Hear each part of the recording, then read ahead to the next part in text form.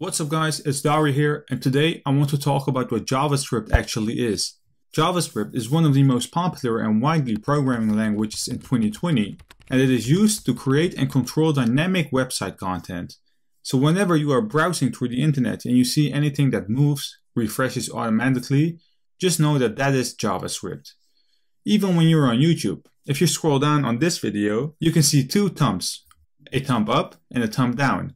Whenever you click on the thumb up, which I do recommend you to do, you can see that the color changes because the button is clicked. This is also done with JavaScript. So don't forget to leave this video a like.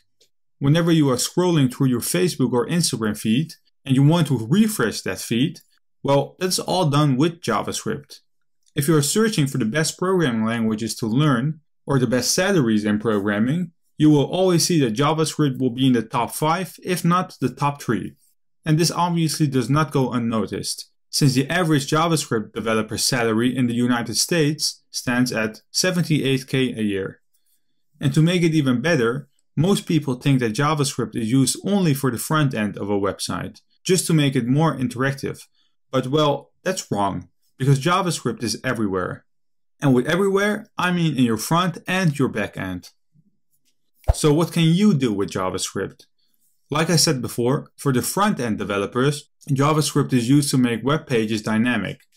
Think about validating a contact form or a login form to give users feed forward without updating the entire web page. For a very long time, JavaScript was actually only used for the front end, but those days are gone since you can actually use it for the back end as well.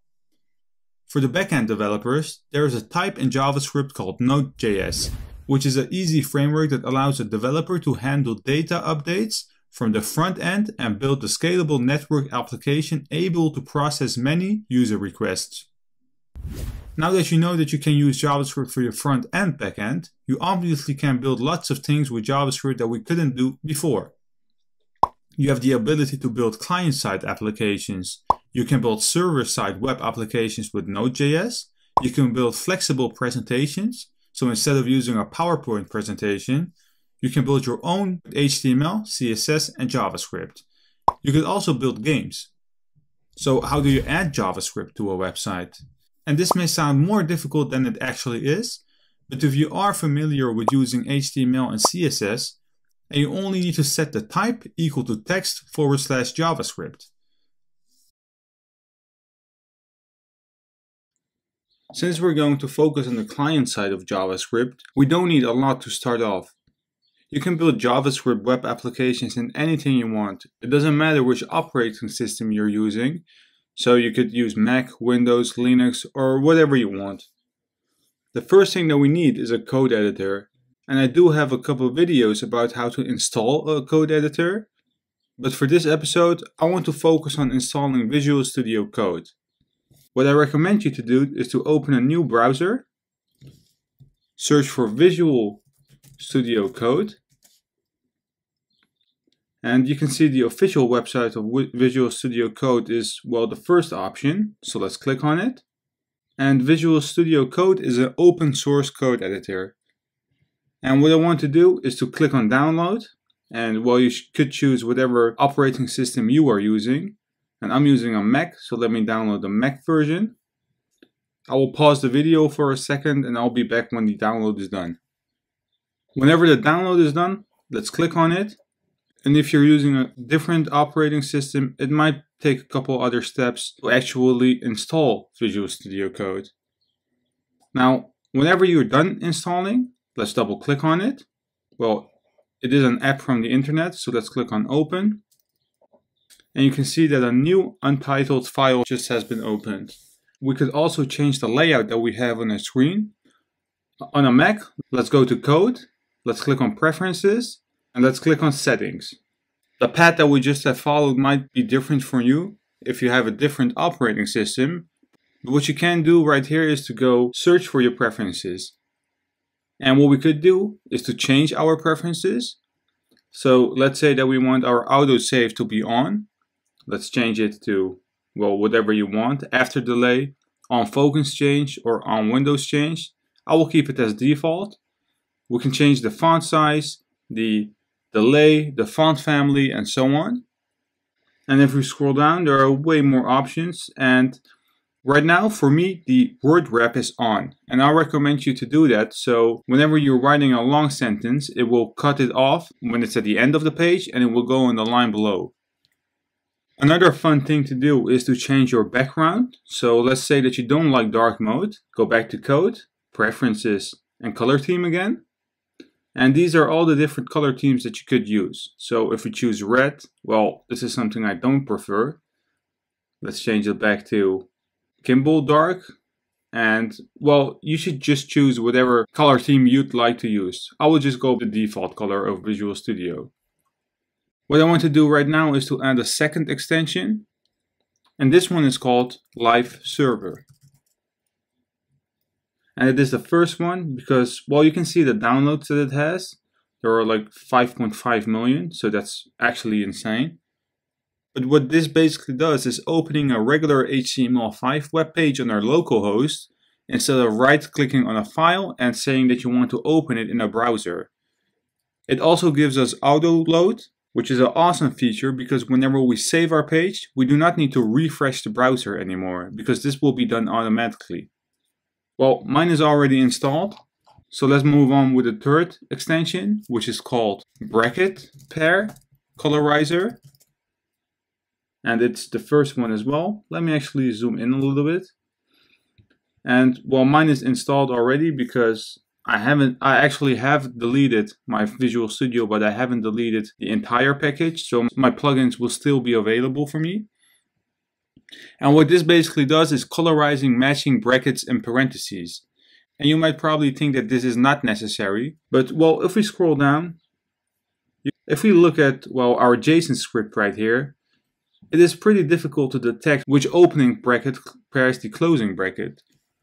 And if we even go to the browser again, let's search for JavaScript code example. Let me just open the W3 Schools. And let's click on this one. Well, this doesn't look difficult. Well, let me go back. You can see that it is pretty easy to make mistakes with brackets and parentheses. So therefore, I always recommend you to use Bracket Pair Colorizer. The last extension that I want to add is called ES6 Code Snippets. And it's well called JavaScript ES6 Code Snippets. And what this does is basically including snippets of modern ES6 JavaScript, which we will be writing in. So we'll install it, and that's the last extension that we need.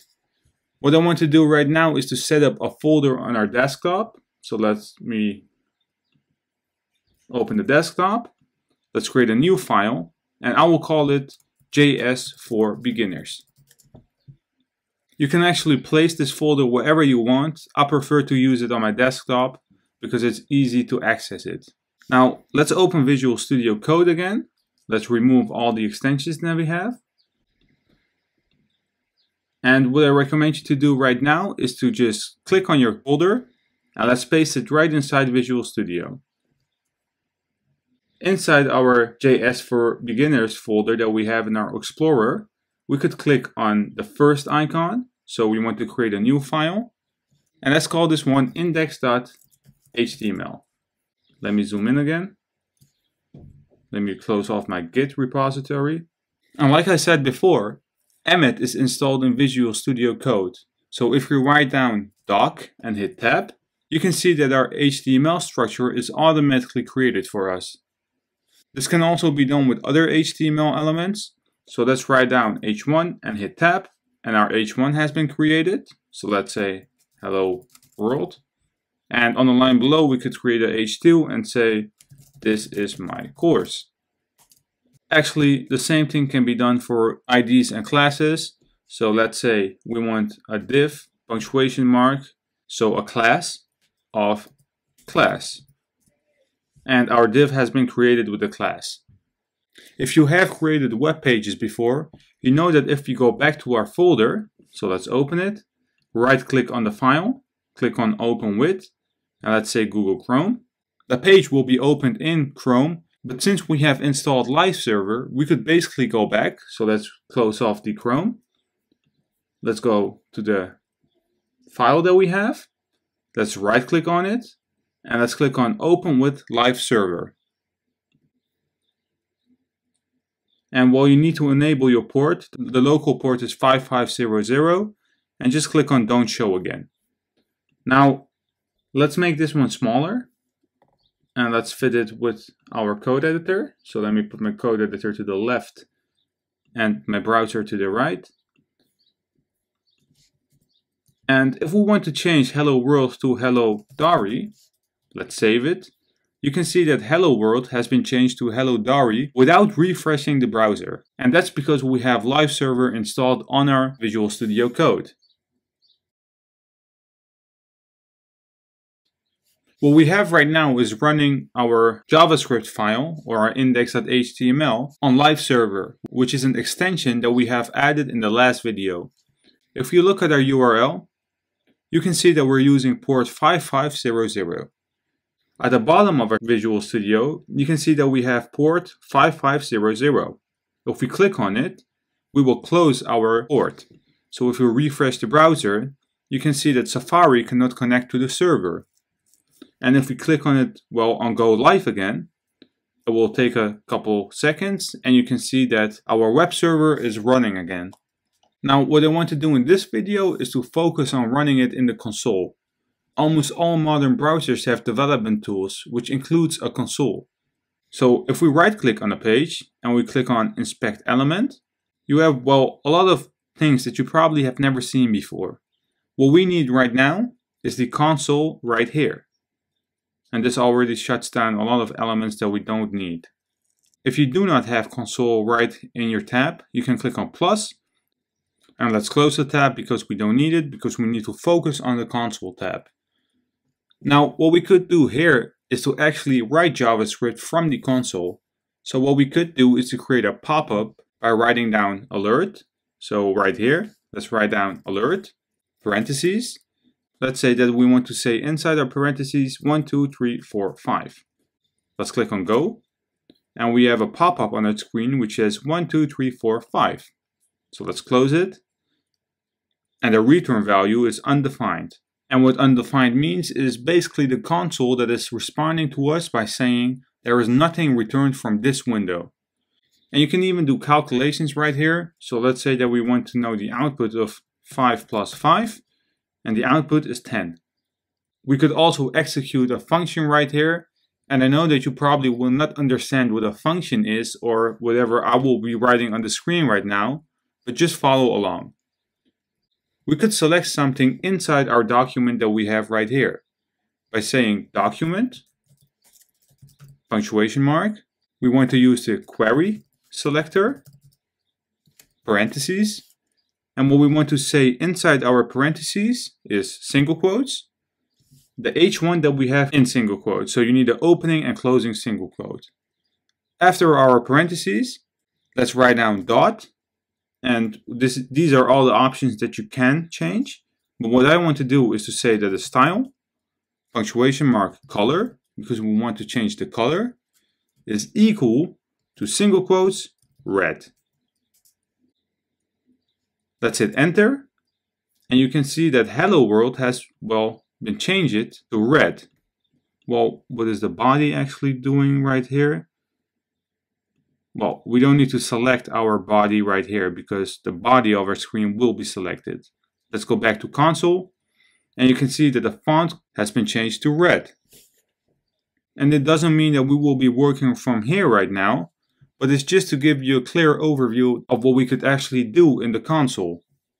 Be aware that whatever we're doing in our console does not stick. So if we refresh the page, you can see that Hello World is back to black again. But it's a great way to test some stuff out before creating the actual code. What I want to do right now is to create a new file in our JS for Beginners folder called javascript.js. And be aware that the file extension needs to be .js, just like when you want to work with HTML, CSS, or PHP.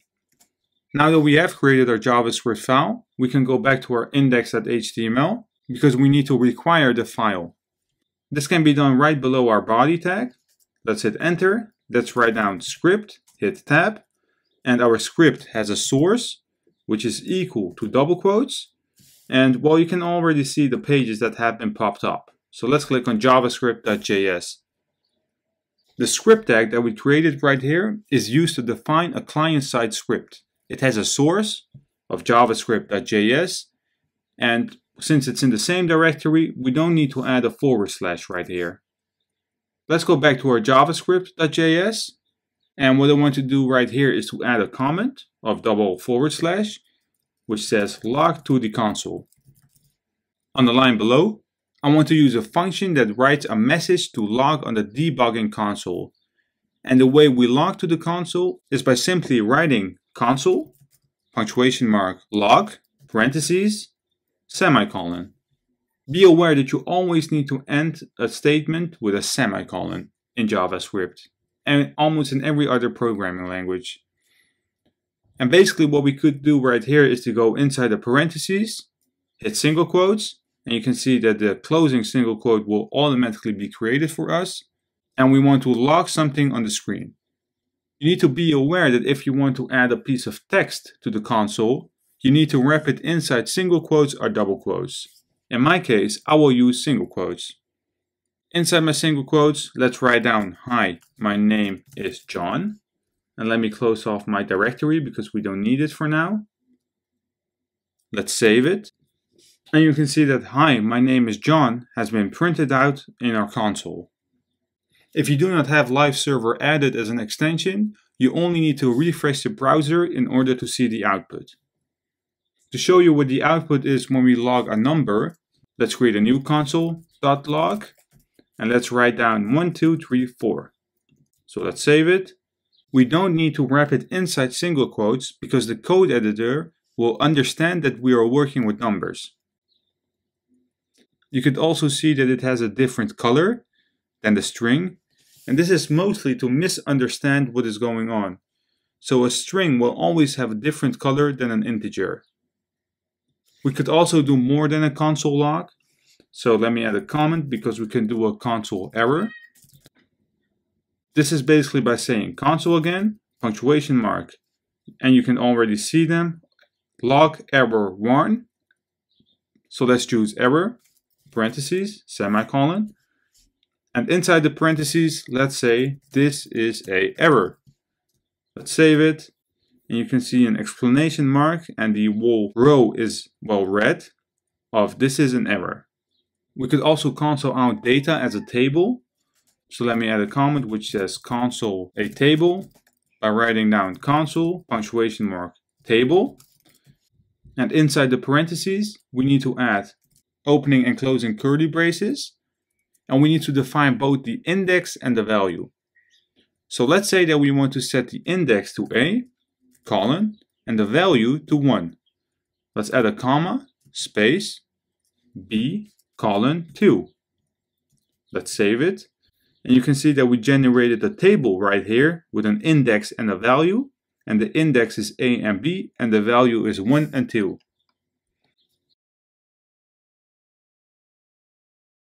A variable can be seen as a container which holds reusable data. So let's say that you have a specific name that you need to use multiple times inside your application. Instead of writing down Dari every single time, so let's say Dari, Dari again, in a console log, you can assign it to a variable and use the variable name every single time instead of writing down the full name. So let me get rid of the names. And there are 3 ways how you could declare a variable. Let me add a comment. The first one is the var keyword. The second one is a keyword let. And the last one is the keyword const. Now, let and const has been old ways to declare variables. I will actually show you how they work in this video, but I will mainly focus on the var method. Before we start declaring our variables, I want to quickly talk about the naming convention of variables, because there are a couple of rules that you need to keep in mind. So let me add a comment, naming conventions. You should not use any of the JavaScript reserved keywords. So let's say that we do not use any JS reserved keywords. Think about console or the var, let, and const variables. You cannot start your variable name with a number, so a number. So you cannot use 0 to 9. So you always need to start with a letter or underscore. Always start with a letter and underscore. You also need to be aware that variables are case sensitive. So let's say that they are case sensitive. And what I mean with that is that name is not equal to name. So you always need to be aware that capital N of name is a different variable than name with a lowercase. What I recommend you to do is to use camel case, because if you have multiple words, so let's say you have first name, I always recommend you to start every second word, third word with a capital letter. So first name. So always leave the first letter to lowercase. Every word that is following after the first word needs to be with a capital. I will be using camel case because that is what I prefer to do. But if you like to work with an underscore, so let's say that you want to say that first underscore name, feel free to use it because the output will be the same. We also have Pascal case, which means that the first letter and every other first letter of a word needs to start with a capital, so it would be first name. But I don't recommend using that for variables. But later on with object-oriented programming, when you're going to create classes and stuff, I do recommend you to use Pascal case. So what I want to do right now is to declare variables. And the way we declare a variable is simply by writing down the keyword var space, and you can see that the color is changing to blue, followed by the name of the variable that we want to give. In my case, I want to say var name. If you want to set the value of name equal to something, we need to hit space, equal sign, followed by a set of single quotes and a semicolon, because we want to set a string equal to name. Inside our single quotes, let's write down my name, Dari, and this could also be double quotes, but it's more a preference thing, so you could use whatever you like to use. On the line below, we need to do something with our name, because if I save it right now, nothing is being outputted on the screen. So what we need to do is to create a console.log, and inside our parentheses, we can add our variable called name. So let's save it, and you can see that Dari has been printed out on the screen. A good thing to remember is that the value that we're storing inside is a string, and this can be changed during program execution. And what I mean with that is that if we go below our console log, write down name and set it equal to a new name, so let's say Steve, create a new console.log, and let's, pass in name again, save it. You can see that Steve has overridden the first name of Dari, and Steve has been printed out. You can also see that we're not adding the keyword var right in front of name, and the reason why is because we have already told the application that we have a var called name. So name has already been declared as a variable. What we could do is to, create a new variable without values. So let's say we want a var job, and we just close it off with a semicolon. And what we're doing right here is initializing a variable. So we're basically storing a variable inside our JavaScript and memory with a name called job. And if we console.log it, you can see that the value is undefined because it's empty. And what we could do later on, so right after our console log, is to say that job is equal to JavaScript developer. And if we console log it, the output is JavaScript developer because it has overridden the undefined. What I want to do right now is to focus on the let variable, and this works pretty much the same as the var. So let's say that we want to say let new name equal to single quotes John. Let's console.log it to see the output of new name. And John has been printed out the same way as Dari and Steve. The next variable, which is the last one, is the const. And you need to remember that when you're working with constants, it's a little bit different because it won't change during program execution. What you have seen with the let and the var is that you can redeclare the variable name. And you cannot do that with constants. So let's create a const called car, and let's set it equal to single quotes Mercedes. If we console log the car, you can see that the output is Mercedes and everything is going according to plan. But if we go right below our console log, there are a couple things that you do need to remember. The first thing is that you always need to assign it to a value. So let's say that we need to have to assign it to a value. Let's say that we want a new const called phone, and we want to close it off with the semicolon. If we console.log our phone, we will get an error message because it's not possible to set the value equal to nothing. Another annoying thing about constants is that you cannot reassign the value. So we have a constant called car. Let's get rid of const phone. Let's say that we want to set car equal to Audi. Let's replace phone with car in the console log. And you can see that we're getting a type error because you are only allowed to read constants and you cannot redeclare them. A pretty confusing but cool thing about JavaScript is that we have the ability to set our constant equal to multiple values. So let's get rid of our car Audi. Let's create a new constant called person, and let's set it equal to opening and closing curly braces. We also need to end our curly braces with a semicolon, but inside our opening and closing curly braces, we could say that the name of the person is equal to single quotes John, after the closing single quote, comma, and John has an age of 30. If we console log person right now, you can see that a list has been printed out. And what we could do is to change the name of one specific value. So outside of our const, we could say that we want to change person.name equal to Johnny instead of John. Save it, and you can see that John has been replaced with Johnny in the console log. If you compare JavaScript to any other programming language such as Java or C#, which are static types, you can code all day long without encouraging any static types. A language with static types is called a static typed language, and there is also something called dynamic typed language. The difference is that with static type languages, so Java and C#, you always have to define the data type first.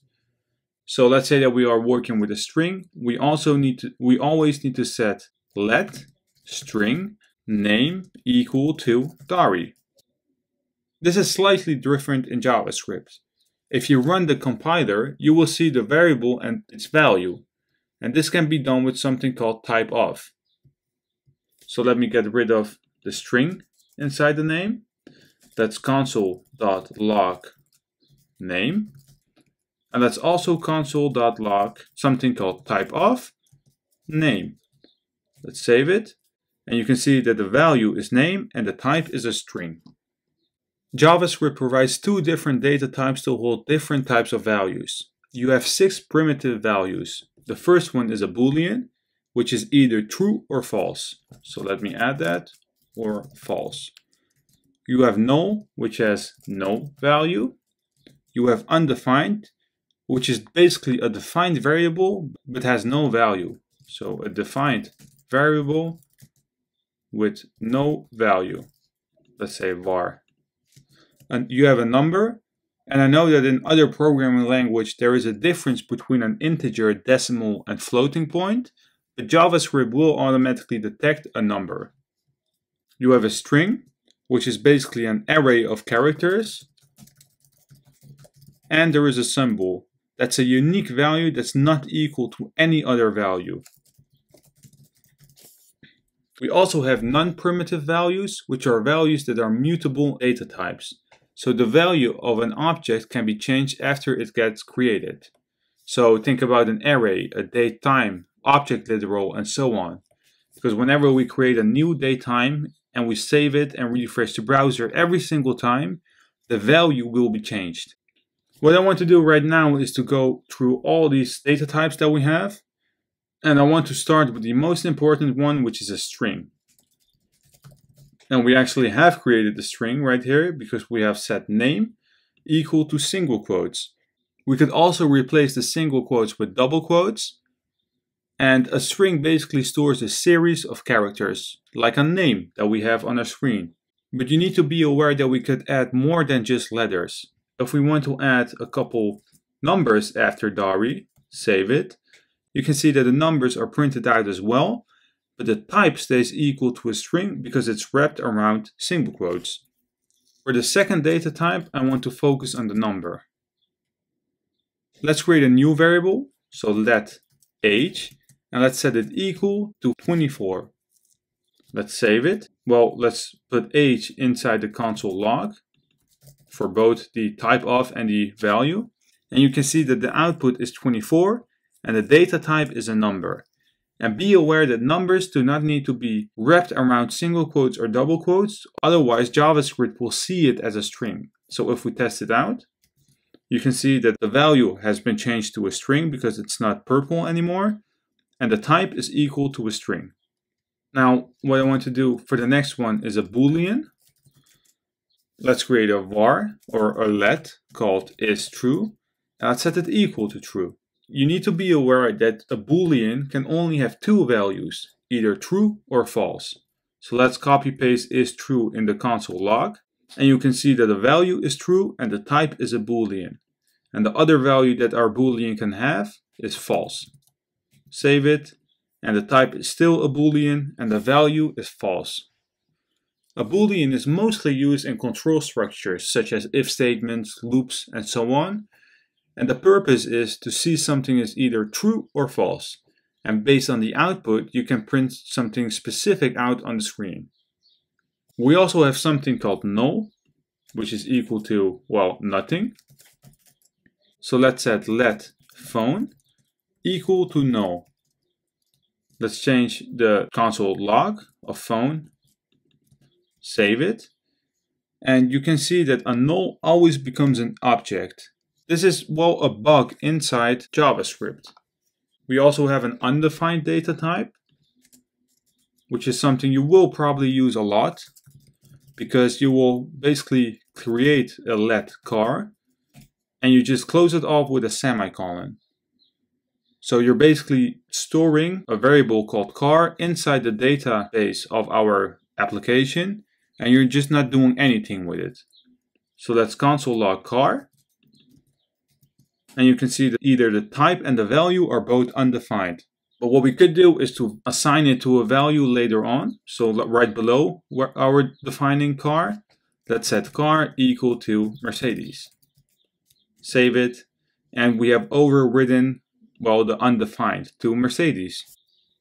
There's also something which is pretty new to ES6, which is called a symbol. And let's create a val or a let. Depends on whatever you want, called symbol, and let's set it equal to a function called symbol. And be aware that whenever you work with a function, you always need to add opening and closing parentheses. What this does is returning a value of the type symbol. So let's place symbol inside our console log, save it, and you can see a function called symbol has been returned, and the type is a symbol. Now that we're done with the primitive data types that we have, I want to quickly show you a couple reference types that we have. So right below our symbol, let me add a comment because we're going to work with reference types and they all come back as an object. Let me zoom out a little bit. The first reference type that I want to show you is an array, and in JavaScript, an array is a single variable. So in our case, let's define a const called cars, and let's set it equal to an opening and closing bracket. What you could do inside an array is to store different elements, and an array is usually used when we want to store a list of elements. So, well, our name is cars, so let's say inside single quotes, the first car is a Volkswagen, the second one is an Audi, and the last one is a BMW. If we change our console log to a car, or well, to cars, you can see that we have an array of Volkswagen, Audi, and BMW, and the type is equal to an object. There's also another way how you could create an array, and that's by using the array function. So let's comment out our cars, and on the line below, let's define it one more time. So const cars, and we need to set it equal to the keyword new, space, capital A of array, followed by a set of parentheses. And inside the parentheses, we can add the same values. So let's say Volkswagen, comma, Audi, comma, and the last one is a BMW. If we save it, you can see that the output is exactly the same, but there are just two ways how you could define an array. We also have something called an object literal, which is a comma-separated list of name values, pairs wrapped in curly braces. Let's create a var called personal information, and let's set it equal to an opening and closing curly braces. Let's go inside our curly braces and let's hit enter. And what we could do right here is to add information to personal information. And what we could say is the city where we live in is colon, so a value, single quotes, Amsterdam, comma, and the state, colon, space, single quotes, is NH. If we change the console log to personal information of both console logs that we have, you can see that we created a list and the type is an object. And the last reference type that I want to show you is the date. And I will actually dedicate a full video later on date times and stuff. But for now, let's add a comment first called date. And let's create a new const called today. And let's set it equal to a function called new space date with capital D, set of parentheses, semicolon. If we change the console log to today, save it, you can see that the date time of today has been printed out on the screen and the type is equal to an object. In the last video, we touched a little bit on the different data types and how flexible JavaScript is in defining data types. What you can do with type conversion is whenever you want to output a data type that is not from the expected type, JavaScript will convert it to the expected value following a couple rules. What I want to do first is to start off with a variable, so let's say let val. The first conversion that I want to do is a number to a string. So on the line below, let's say that we want to do number to string, and let's set val equal to a function called string, and every function always has an opening and closing parentheses, so also let's add that one. And what we want to do is to add a number inside the parentheses, which we want to convert to a string. So let's say 2. On the line below, well, if we save it right now, nothing will be printed out on the screen. So let's create a console.log, and let's console log val. Let's save it. And you can see that the color is, well, white, and the value has been changed to a string. And to double check that, we could create a new console log. But instead of console logging val, let's say that we want to console log type of space val. Let's save it. And you can see that the type of val is equal to a string. We could do something else as well, because we can create a new console.log. And we could say that we want to know the val, punctuation mark, and you can see the length. Save it. And the length is 1, which is true because, well, we have 1 character right here. And if we change 2 to 20, you can see that the length is equal to 2 because there are 2 characters. What we could write below our val is to define a new val. And we need to set it equal to a string again. So a string function, excuse me. And we can do an expression right here. So let's say that we want to know what 2 plus 2 is. Let's save it. And the output is 4, still a string, and the length is 1, because it will do the calculation first, which will be equal to 4. and the length of 4 is 1. What we also could do is to go from a boolean to a string. So we could convert a true or false to a string. And let's say that we will have variable val again, which is equal to the string function. And inside the parentheses, let's say true. Save it. You can see that the output is true. The type has been changed to a string and the length is 4. And if we change true to false, the output is false, string, and 5 for the length. We could also convert a date to a string. So let's say date to string. Let's say val equal to string function again. Inside the parentheses, we need to use a new space date. So we need to use a function inside a function because the new date is a function, and you can see that because of the parentheses, which is also stored inside a string function. Save it.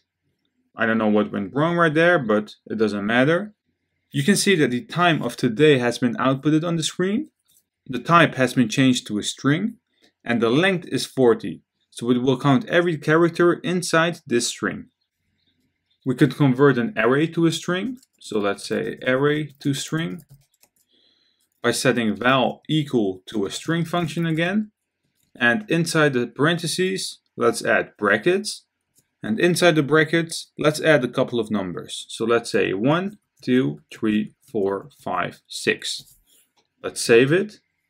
And you can see that the output is, well, a string because the brackets have been removed. The type is a string and the length is 11.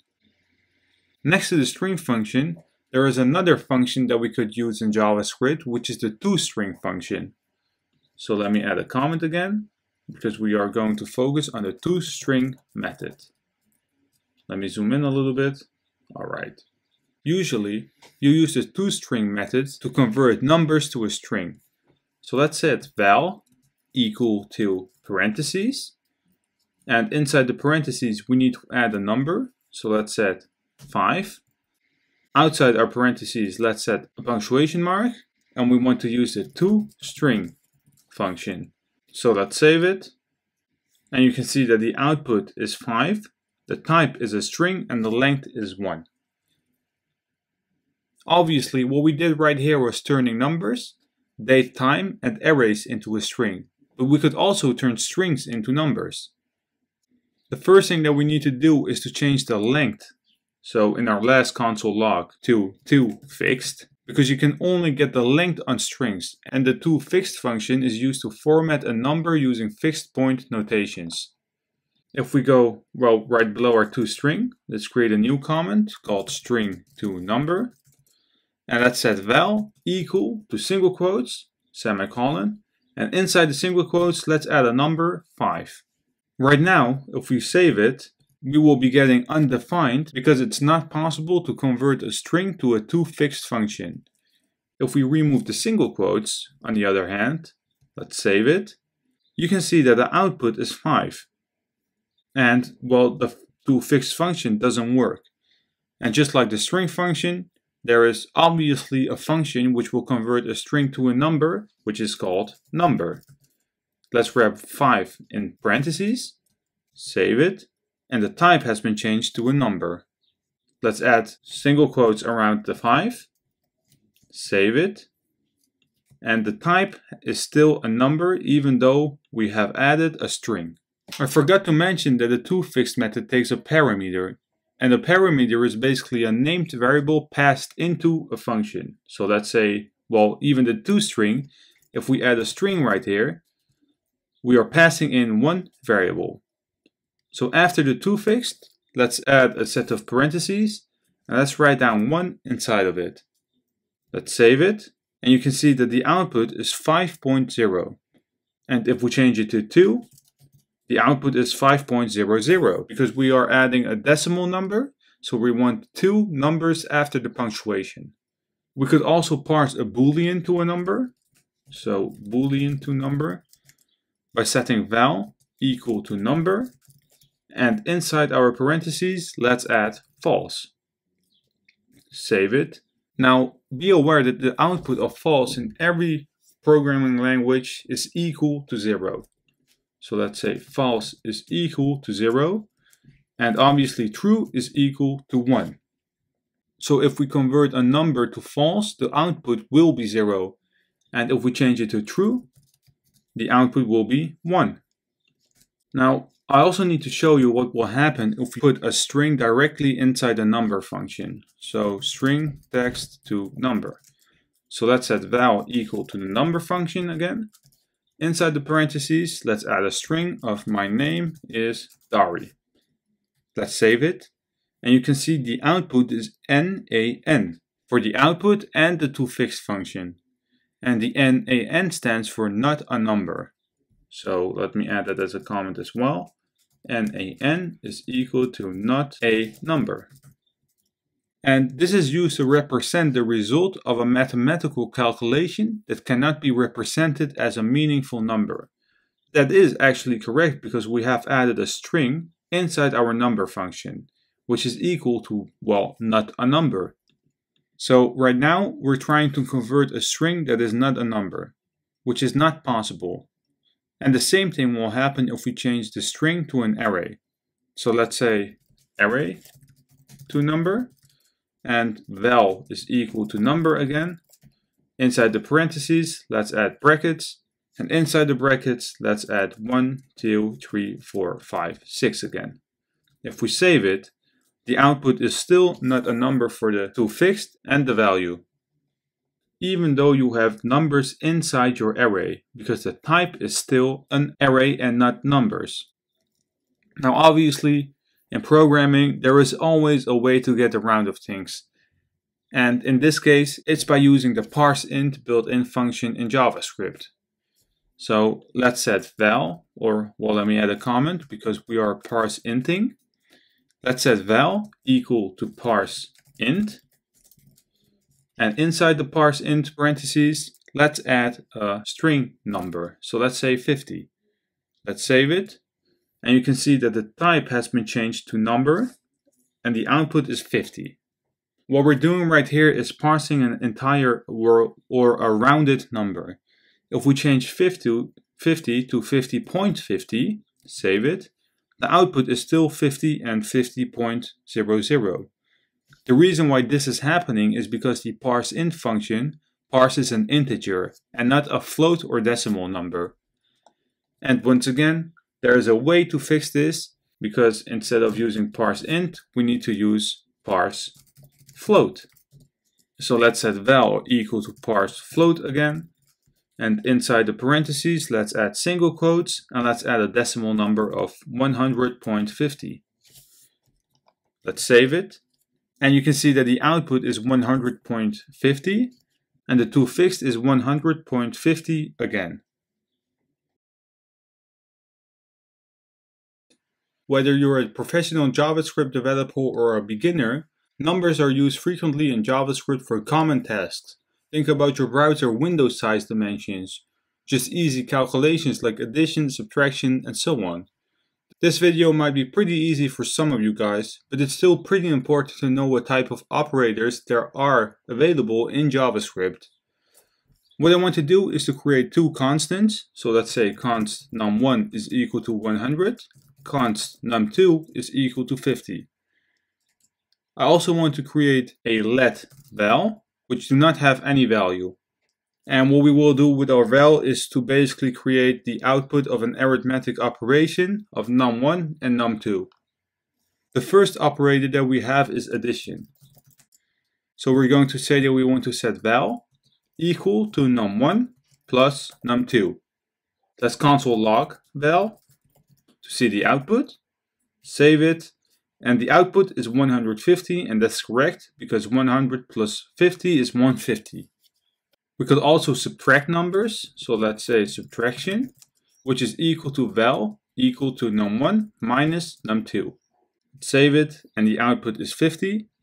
And we could also change num1 to num2 minus num1, and the output will be negative 50. We could multiply numbers, so let's say multiply, by basically setting val equal to num1 multiplied by num2. Save it, and that's equal to 5000. We could divide numbers by setting val equal to num1 / num2, save it, and the output is 2 because, well, 50 fits twice in 100. And we have also something called the modulus. So let me add a comment, the modulus. And what this operator does is returning the leftovers of the division of num1 by num2. So let's set val equal to num1. And to do the modulus, we need to add a percentage sign, num2. Let's save it. And you can see that the output is 0 because num1 is equal to 100 and num2 is equal to 50. And 50 fits twice in 100, so there is no leftover. But if we change, let's say 100 to 110, save it, the output is 10 because 50 still fits twice in 100, but 50 does not fit in 10, so the remainder is 10. Now what I want to do is to set our val operand equal to 1. Well, let me add a comment first because I want to increment a variable. And right below our val is equal to 1, we could say val is equal to val plus 1, which is equal to 2. But this is way too much work. What we could say is val double plus sign, which will increment or increase and return the value before increment. So let's save it, and the output is still 2. We could also add the double plus signs right before the variable name. So let's test that out. Save it, and the output is still 2. And this is called the prefix. What this basically does is incrementing the val variable first and then returning it. Plus plus becomes 1, and then it will add 1 to val.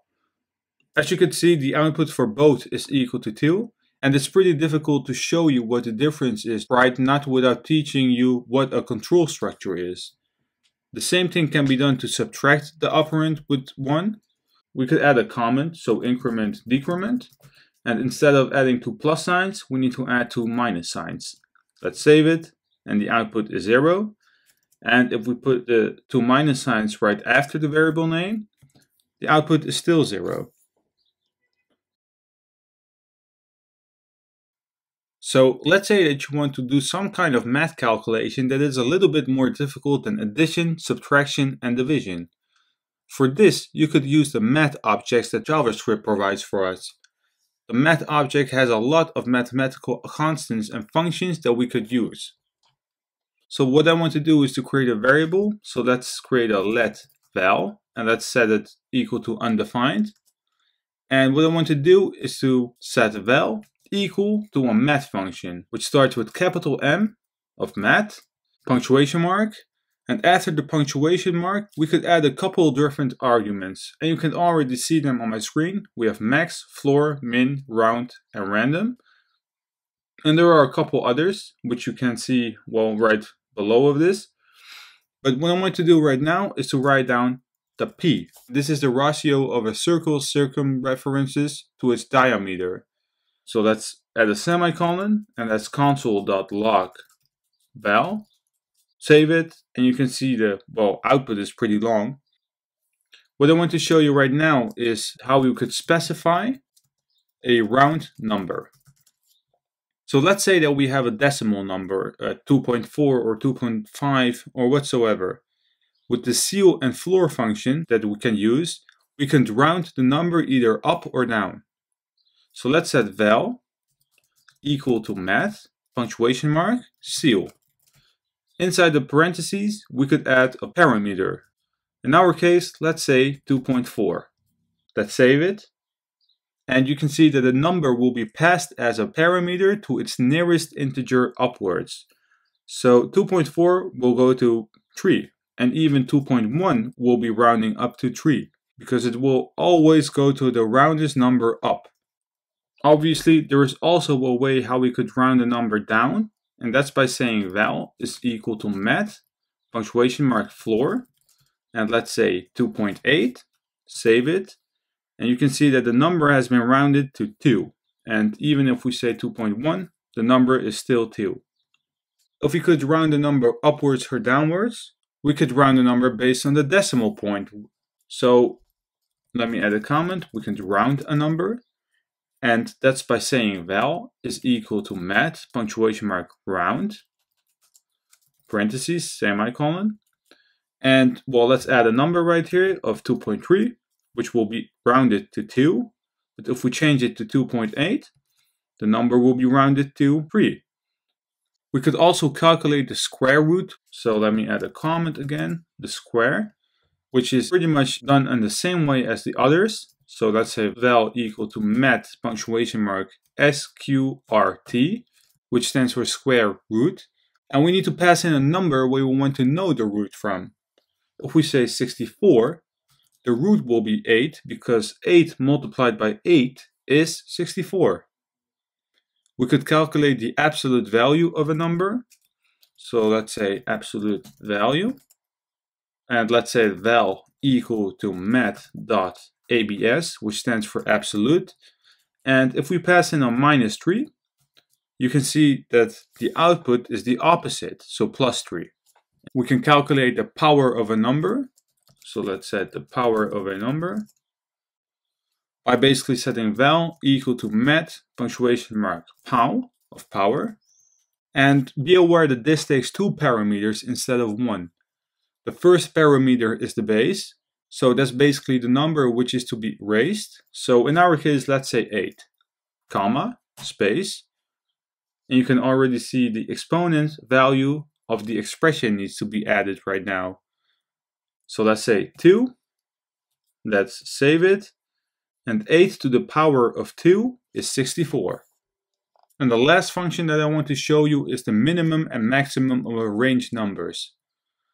And let's set min and max, and let's set val equal to mat, punctuation mark, min.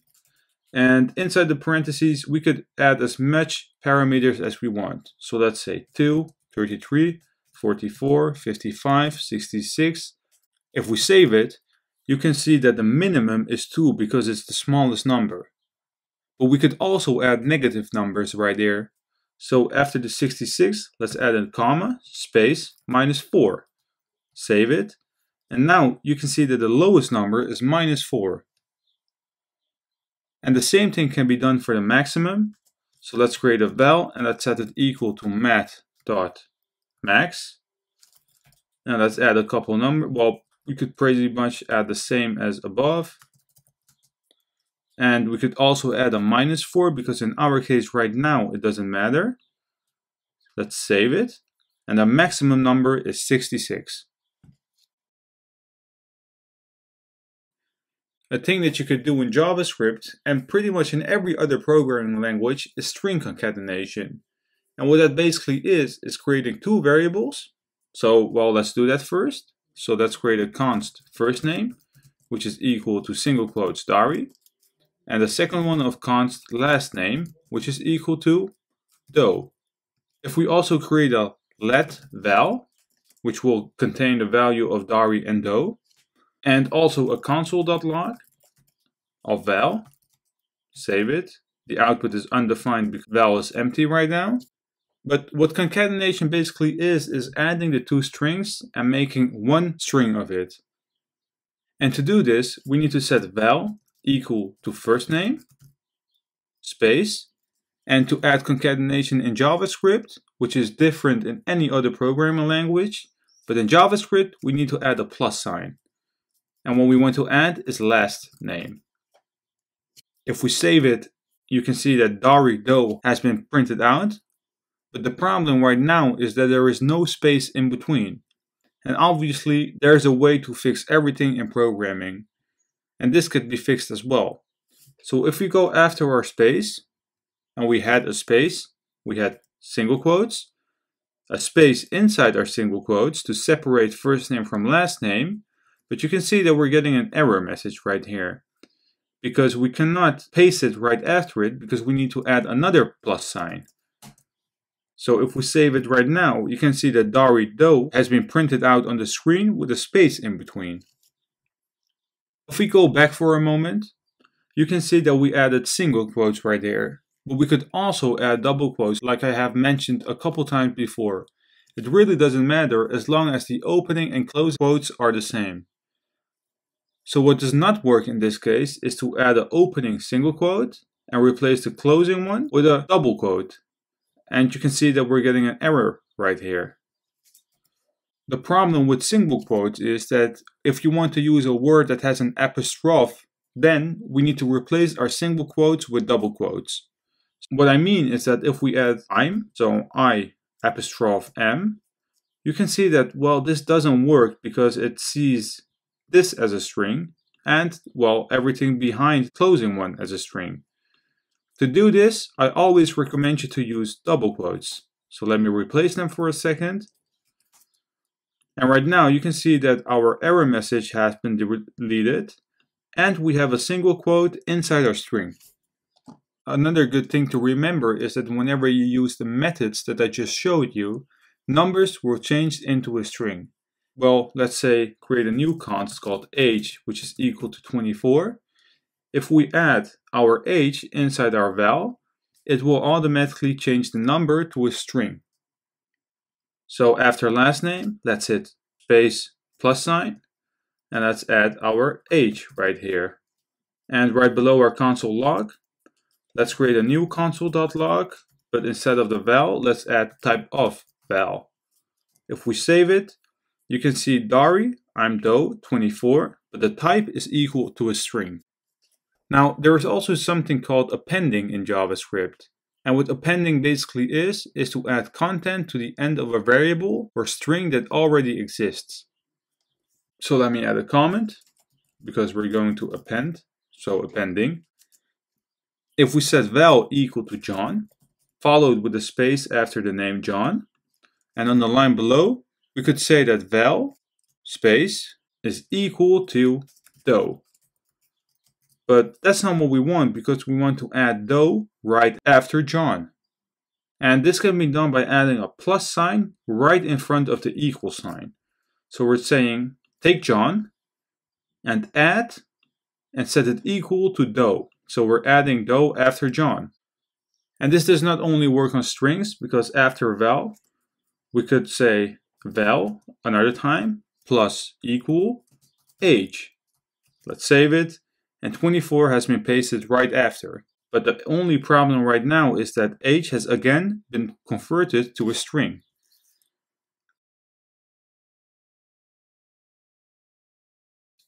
With the release of ES6, JavaScript added a pretty cool feature called interpolation. And interpolation is basically an advanced method of concatenation.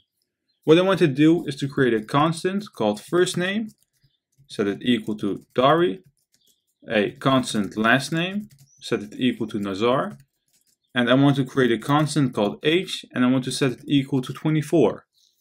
All my constants that I have created do have a value. I also want to create a let called val, and we're going to console log our val. Let's save it, and the type is undefined, which is true. Before the release of ES6, we used to concatenate. So we basically would say val is equal to single quotes, my name is space plus first name, space plus one space in single quotes, another plus of last name, plus single quotes again. And you can see that this is pretty difficult to work with. And my age is plus age. If we save it, you can see that, well, it does work and it has been printed out on the screen. But it is pretty annoying to constantly concatenate, add plus signs, add variable names.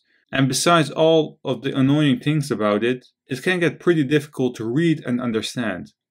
Instead, we could use interpolation, which is basically inserting variables into a string using template literals. So what we basically could do is on the line below, say val is equal to, and be aware that whenever you want to use interpolation, you do not need to use single quotes, but you need to use backticks. Inside the backticks, we could use our string. So let's say my name is, well, let me remove the capital. And whenever you want to add a variable, you need to say $, opening and closing curly braces. And inside the curly braces, we need to write down our variable name. So in our case, it's first name, space, $, opening and closing curly braces, last name, and my age is $, opening and closing curly braces, age. Let's save it. And you can see that the output is exactly the same. And if I zoom out a little bit, you can see the differences. It's so much easier to read interpolation instead of concatenation. Let me zoom in again. Let me mention it one more time, because I know a lot of people make mistakes with the backticks instead of single quotes. And if I replace them with single quotes, you can see that it does not work and it will print out whatever is inside the single quotes. I will be separating operators in the next few episodes instead of covering them all in one video, because you will be using operators a lot, and I think it's good to get a good understanding in the beginning about operators. In this video, I want to talk about comparison operators, and the name pretty much implies what this means. So let's create two constants. Const variable x is equal to 10 and const y is equal to 20. What you basically will be doing when you use comparison operators is comparing the variable of one value to another. In our case, we're going to compare constant x with constant y. There are 8 comparison operators that we could use, and you might have had them before in math class or in any other programming language that you have studied before. Well, we could add this in a console log. So let's say that we want to comment, and I want to see if something is equal to, so a double equal sign. What we could do is to use a console.log, and we could say that variable x is equal, so double equal, to variable y. Let's save it, and you can see that the output is false because, well, x is equal to 10 and y is equal to 20. If we change x to 20, you can see that the output is true because x and y are equal at the moment.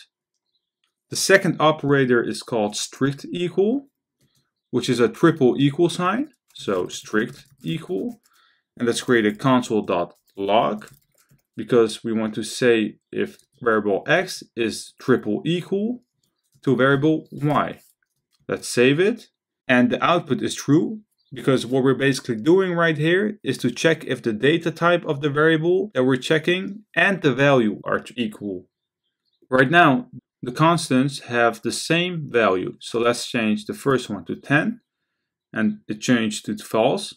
But if you wrap it in single quotes, it will also be false even though we set it equal to 20, because the type is equal to a string and a number, which is not equal to each other. We could also check if two variables are equal or not. So let's create a new comment. And the way we do that is by saying exclamation mark equal to, which stands for not equal. So console.log variable x is not equal to variable y. Let's save it, and the output is false because right now variable x and y are actually equal to each other. 20 is equal to 20, and if we change it to 10, the output is true because 10 is not equal to 20.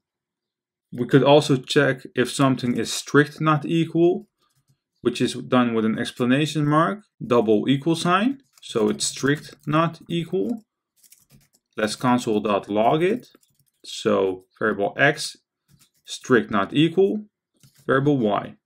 Save it, and the output is true because the values are not the same. But if we change variable x to 20 again, the output is false. And if we set it in single quotes, the output is true because the data types are not the same.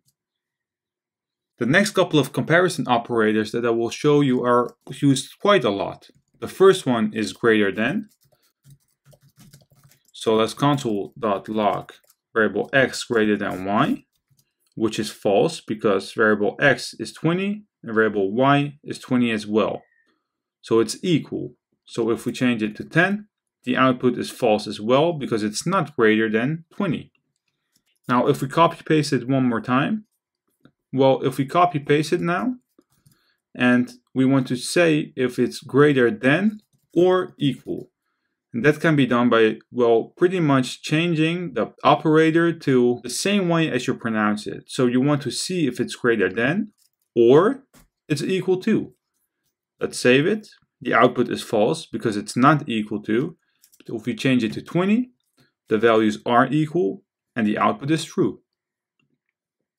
Now what we did with greater than could also be done with less than. So let's copy the last two, paste it, and we want to check if it's less than with a less than sign. And we want to see if it's less than or equal to. So let's save it. And you can see that it's less than is false because they are equal to, but less than and equal is true. As you can see on my screen, I have two constants, variable x and variable y, and right below my variables I have something which we haven't talked about, but it's pretty necessary to know, and it's called an if statement.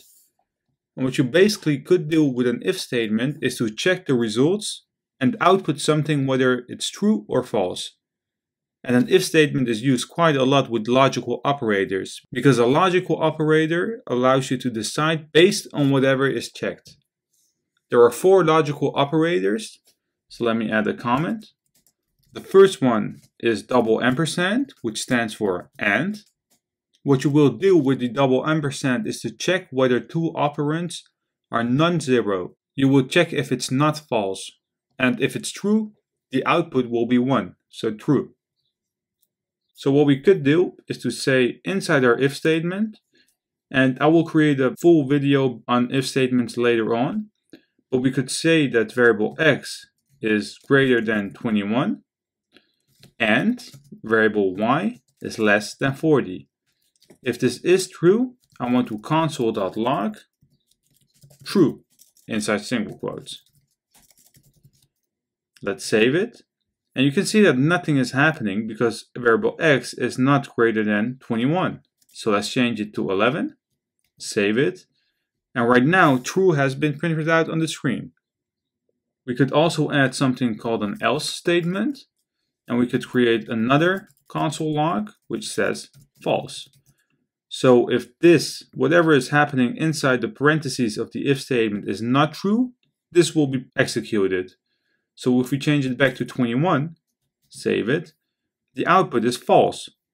And that's whatever is happening in the else statement. We could also do a check to see if one of the two conditions are true. And that can be done with 2 vertical bars, which stands for OR. So let's replace the 2 ampersands with 2 vertical bars. Right now, variable x is not greater than 21, and variable y is indeed lower than 40. So if we save it, you can see that the output is true. And that is happening because one of the 2 conditions is true. And be aware of what I'm saying, it does not matter which one, so the left hand side or the right hand side is true, but at least one of the 2 conditions need to be true right here.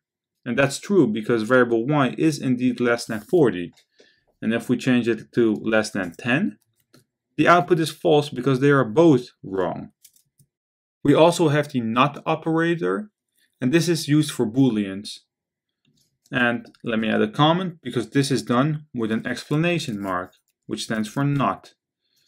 So what we could do is to set the values of variable x to true and variable y to false.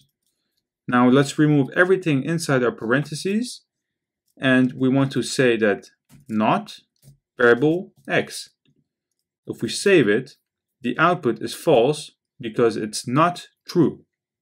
And if we change it to y, the output is true because it's not false, but it is false, so it will turn to a true. The last operator that I want to show you is called the ternary operator. Let me add a comment because it's ternary operator. And well, it's pretty difficult to add the expression, so let's go right below. And the ternary operator could be seen as an alternative to an if statement. So let's create a new constant called z, and let's set it equal to something. The ternary operator takes three operands. The first one is the condition, so what we want to check. In our case, let's write down variable x. After the expression, let's hit space, followed by a question mark, another space, and then we need to add an expression if the condition is true. So in single quotes, let's add the console log of true, followed by a space, colon, space, single quotes. And inside the second set of single quotes, we need to add a piece of text that will happen if it's not true. So let's say false. Now let's add a semicolon to finish it off. And let's go right below to console.logit, variable z. And you can see that the output is true right here. And you can change the value of the two strings to whatever you want. Now let's go over it one more time because this might be pretty weird. What we're doing right here is in one sentence creating an if statement to check for variable x. If it is true, print out true. Otherwise, so a colon, print out false. An assignment operator is an operator that we use to assign a new value to a variable. What I want to do is to create a constant called x and set it equal to 10, and I want a constant called y equal to 20. I also want to let val to output some information on. So right now we have two constants on our screen. I also have assigned them to a value of 10 and 20. So this is actually the first operator that I would like to discuss, which is setting something equal to with an equal sign. We're basically creating a variable called x and y, and we're setting it equal to a value. This is the most basic assignment operator that we have. But imagine that you're working on an application where you constantly need to do arithmetic operators. What you probably would do is to create a new variable. So let's say let val, and we would set it equal to 15, and we would console.log val. And you can see that the output works fine. Now, if we would like to add, let's say, 5 to our val, we would say let val is equal to 15 plus 5. Or even better, on the line below, we would say val is equal to 15 plus 5. And the output is 20. This works fine, but this is way too much work for such a small thing. Therefore, we could create and add an assignment operator. So let me remove it, and let me add a comment, because we're going to adding and setting it equal. So adds and assigns operator. On the line below, we could say that variable val is plus equal 5. Save it, and the output is still 20, and you can see how much time we have spared ourselves. Let's copy paste it, because of course, if you could add it, you could also subtract it. So let's say subtract an assign operator. So val is minus equal 5. And the output is back to 15 again. We could multiply an assign with a star. So let's copy paste it again. And let's replace the minus with a star, which stands for multiply. We could divide an assign, so let's copy paste it one more time. So, well, let me add an extra space because divide is with a /. And right now, the output is back to 15. And the last one that we could do is the modulus. So let's paste it. And that's been done with a percentage sign. So the modulus, that's what we want. We want to modulus an assign. So let's say modulus equal to 5, and the output is 0. What I would like to do is to explain to you what an array is in a pretty normal way without programming terms. You can see an array as a big box, which has multiple items inside of it, and you can assign a single value, multiple values, or all of them at the same time. You can perform a lot of actions on arrays because you have a list of multiple items inside of it. And therefore, JavaScript came with array methods to make things easier for us. We could use a function to add items to the end or extract an item and so on. In JavaScript, there are two ways how we could declare an array. The first way is to wrap the items inside brackets. So let's do that. So let's say that the first method is the bracket method. So let's create a constant called jobs, and let's set it equal to an opening and closing bracket. And we need to end it with a semicolon. Inside the bracket, we could add single quotes because I want to work with strings. And the first job is, well, let's say a software dev. After the single quote, comma, space, set of single quotes again, HR analyst. Outside of my second value, comma, I want to create a third one, which is a marketing one. And the last one is finance. What I want to do right now is to console log it just to see the output. So let's do that. Let's console log jobs.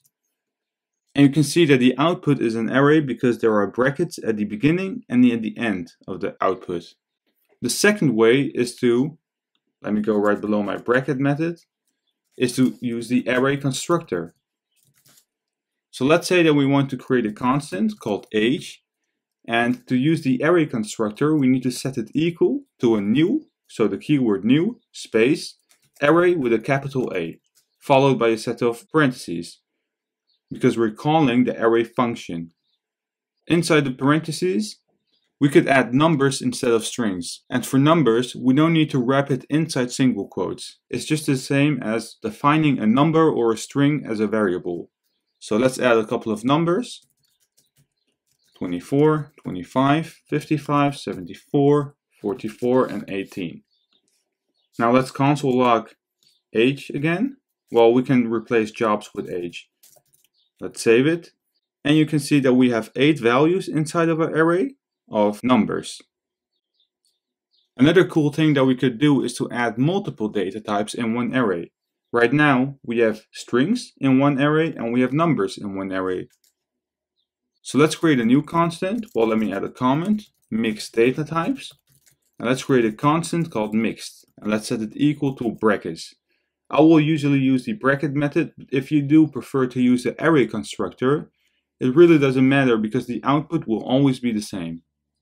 The first value that I want to add is my age, so 24, comma, space, my name, so Dari, the city where I live in, Amsterdam, undefined, so the variable type undefined, and the last one is a boolean of true.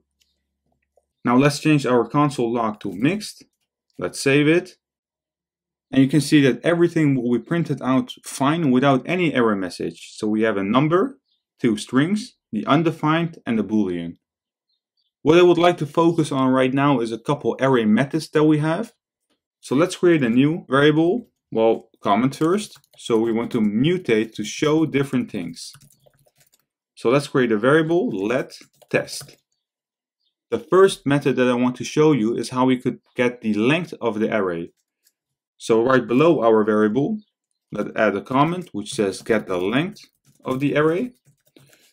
And what we could do is to set test equal to age. So the array that we have called age, punctuation mark, length.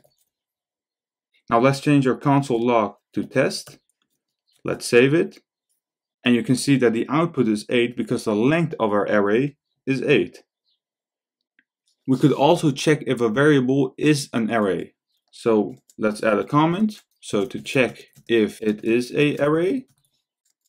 And what we need to do is to set test equal to array with a capital A, punctuation mark. And you can see all the functions that we can perform. But I want to focus on the isArray function. So we need to add parentheses. Inside the parentheses, we need to add the array or the variable that we want to check if it's an array or not. In our case, let's just test age again. Let's save it.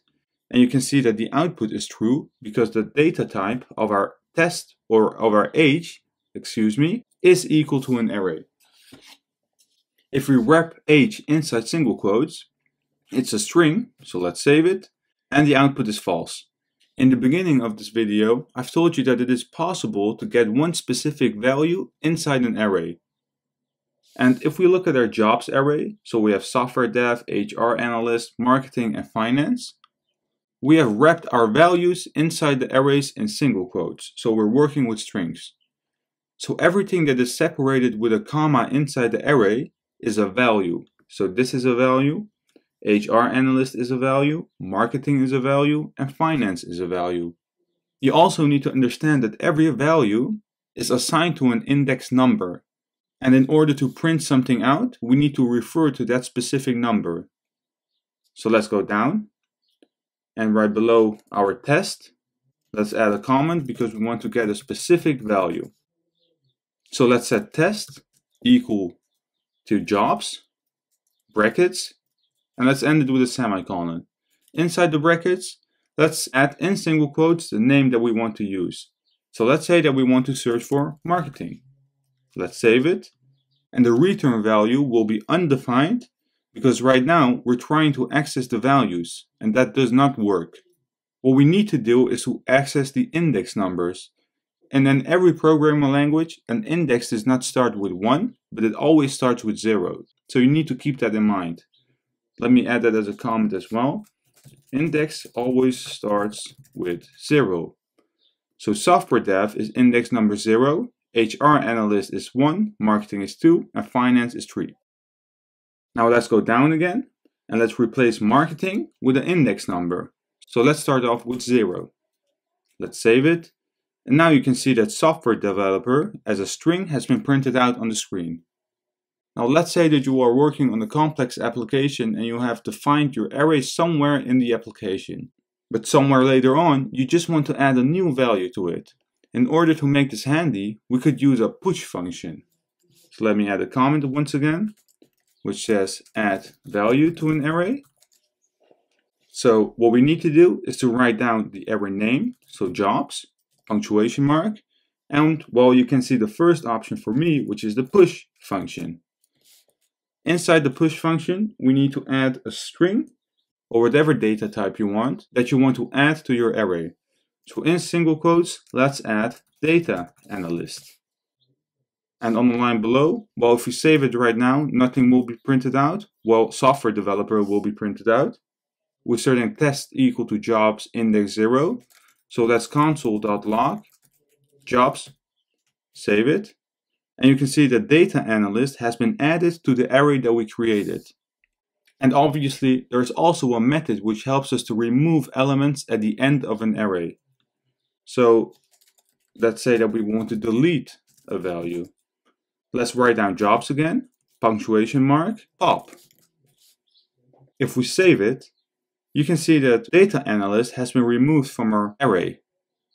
The problem with the pop function is that a value at the end of an array has been removed. So you cannot specify which index number you want to remove because it's always the last one. And you have probably guessed it, there's also a method which helps in removing elements from the beginning of an array. So deletes the first value. Let's write down test and let's set it equal to jobs, punctuation mark, shift. Let's save it. And the name implies pretty much what it does. It will shift the array to the left with one index. And you can see that software dev has been deleted from our array.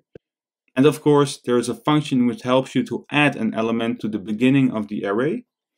So unshift again.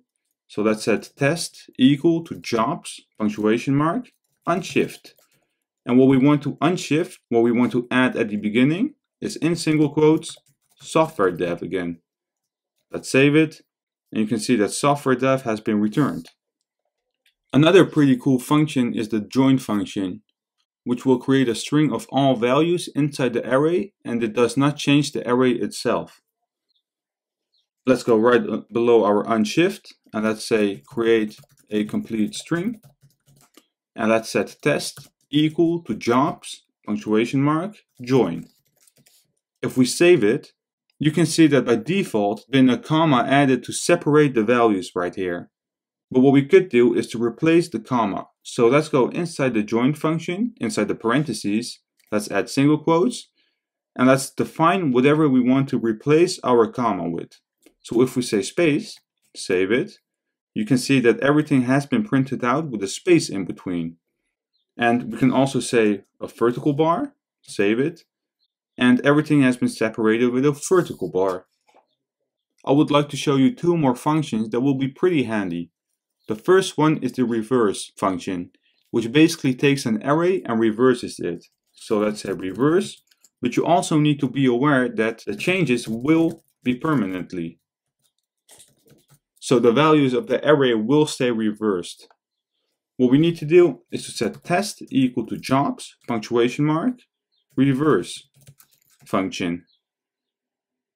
Let's save it. And right now, you can see that the last index, well, let me scroll up.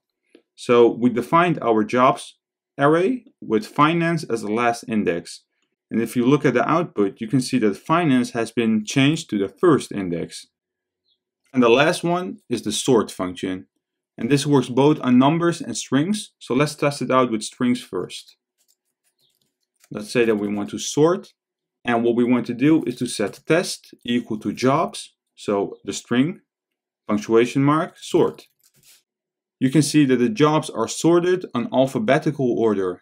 And if we replace jobs with age, save it. And you can see that the lowest index is index 0. And the highest number is the last index. This will also work on a mixed array. So let's change age to mixed, save it. But you need to be aware that if you use the sort function on different types of data types inside an array, numbers will always go before the alphabet. Now, date and times are very important when it comes down to any programming language, so it's not different for JavaScript. You have probably came across a website ever before where you saw a calendar or a train schedule, or maybe your local barbershop where you could set up an appointment online. Obviously, these applications need to show the relevant times based on the time zone that you're in. And an awesome thing that JavaScript provides for us is called date object. What the date object provides for us, well, let's actually create one first. Let's create a constant called now, and let's set it equal to a new space, capital D of date, and this date name is a function. And remember that I've told you that whenever you work with a function, you need to use a set of parentheses and you need to close it off with a semicolon. Now, if we save it, you can see that nothing's happening right now because we need to create a console log first. So let's do that. And let's console log now. Let's save it. And you can see that depending on where you are in the world, the day, the date, the time, and the time zone are printed out on the screen. And this changes every single time that you save the browser because this will actually update itself. So let's save it. And you can see that my time has been updated. We could also see the type of this constant. So let's create a new console.log. And let's console log the type of variable now. Let's save it. And now you can see that the type of our constant is an object, which is right because the date function is a reference type, which is an object. The problem is that you don't always want an object, and maybe it's weird for beginners to understand why, but just follow along, and it will make more sense in a little bit. Let's create a new let called val, and let's set it equal to now, so our date time, punctuation mark, so I want to call a function called toString. And what we're basically doing with the toString function is converting it to a string. If we want to see the type, we need to change the type of now to type of val. Let's save it. And now you can see that our date time has been converted to a string. We could also add a date. So let's go right below our val by creating a new constant called birthday. And let's set it equal to a new date function. And inside the parentheses, we could add some numbers. The first number that we want to add is the year. So let's say 1995, comma, space. The second one is the month. So let's say 6. And let me actually add a comment for the month because you need to remember that JavaScript counts the months from 0 to 11 and not the regular 1 to 12. So 6 in our normal language will be June. But in programming, 6 will be 6 plus 1, which is equal to July. The next one that we want to add is a comma, space, and this is the day. So let's say the 19th. So we have the 19th of July in 1995. So let's save it. Well, let's actually place our birthday in the console log. Save it. And you can see that 19th of July was on a Wednesday. Now, what we did right here was adding numbers, right? But we could also print the same exact thing with a string. So let's go right below our birthday. Let's set birthday equal to a new date function again. And inside the parentheses, let's add single quotes. Inside the single quotes, we basically need to specify the month first. So let's say July, so not the number, but the actual name, July, space, the day, so the 19th, space, the year, so let's say 1995. If we save it, something went wrong because we cannot redefine the constant again. So let's change const to let. Let's save it. And now you can see that the output is exactly the same as using numbers. We could also change the time. So right after the 19th, let's add a comma, space, followed by the hours. So let's say 20, so 8 p.m., comma, space, the minutes, let's say 30, comma, space, the seconds, 00. And let's comment out the second birthday that we have, because it will overwrite the first one. Let's save it. And you can see that we changed the time to 8:30. And this works the exact same way as for the string. So let's remove our comments. And after the 1995, let's hit a space. Let's write down 20, colon, 30, colon, 00. Save it. And the output is still the same. We could do the same thing, but with a forward slash. So let's set birthday equal to a new date function again. And inside our parentheses, let's add single quotes. And the first thing that we want to add is the year. So 07, forward slash, 19 for the day, forward slash, 1995. Save it, and the output is still the same. And obviously you could add time as well. So let's say 20, 30, 00. Save it, and the time is the same. There are lots of functions that we could use. And there are actually too many to go over them in one video. And they all work pretty much the same. So let's go to Google. Let me make my screen bigger. And let's go to Google. And what I want to search for is date and time JavaScript. And if we scroll down a little bit, you can see the website W3 Schools. So let's click on it. And if we scroll down, you see a couple functions that we could use. So let's go back to our code editor and right below our birthday. So let's create a new let called x and let's close it off. Right below of it, let's set x equal to birthday. So the latest birthday that we have. And what we want to do is to add a punctuation mark. And you can already see a couple functions that we have. But what I want to focus on is, well, the month first. So let's get the month. Punctuation mark, get month. And remember that all these methods that you see are functions. So we also always need to add our parentheses. Let's change birthday in our console log to variable x. Let's save it. And you can see that the month is 6. So 6 plus 1 is 7. And the type is a number. We could get the, well, let me add a comment, get the month. We could also get the year. So get the year. Let's set variable x equal to birthday, punctuation mark, get full year. Save it. And you can see that the year is 1995 and the type is a number. We could get the day. So let's set a comment, get the day. Variable x is equal to birthday, punctuation mark, get day. Save it. And while this might be pretty weird for you because it's a number of 3, and this happens because the value is always between 0 and 6. So think about Monday, Tuesday, Wednesday as index 0, 1, 2, 3. We could also get the hours. So get the hours, and let's set variable x equal to birthday, punctuation mark, get hours. Save it, and the hours is 20, so 8 p.m. But if we delete our time, save it, you can see that the type is 0 because it does not exist. And these were, well, a couple functions that you could use. This was it for this video about date and time objects. In the next video, I want to dive into if statements in JavaScript. Just imagine that you're working on a script, and based on the input of a user, you want to print out a specific piece of text. Think about a login system. If you forget to enter the email or the username, an error message will be printed out on the screen, right?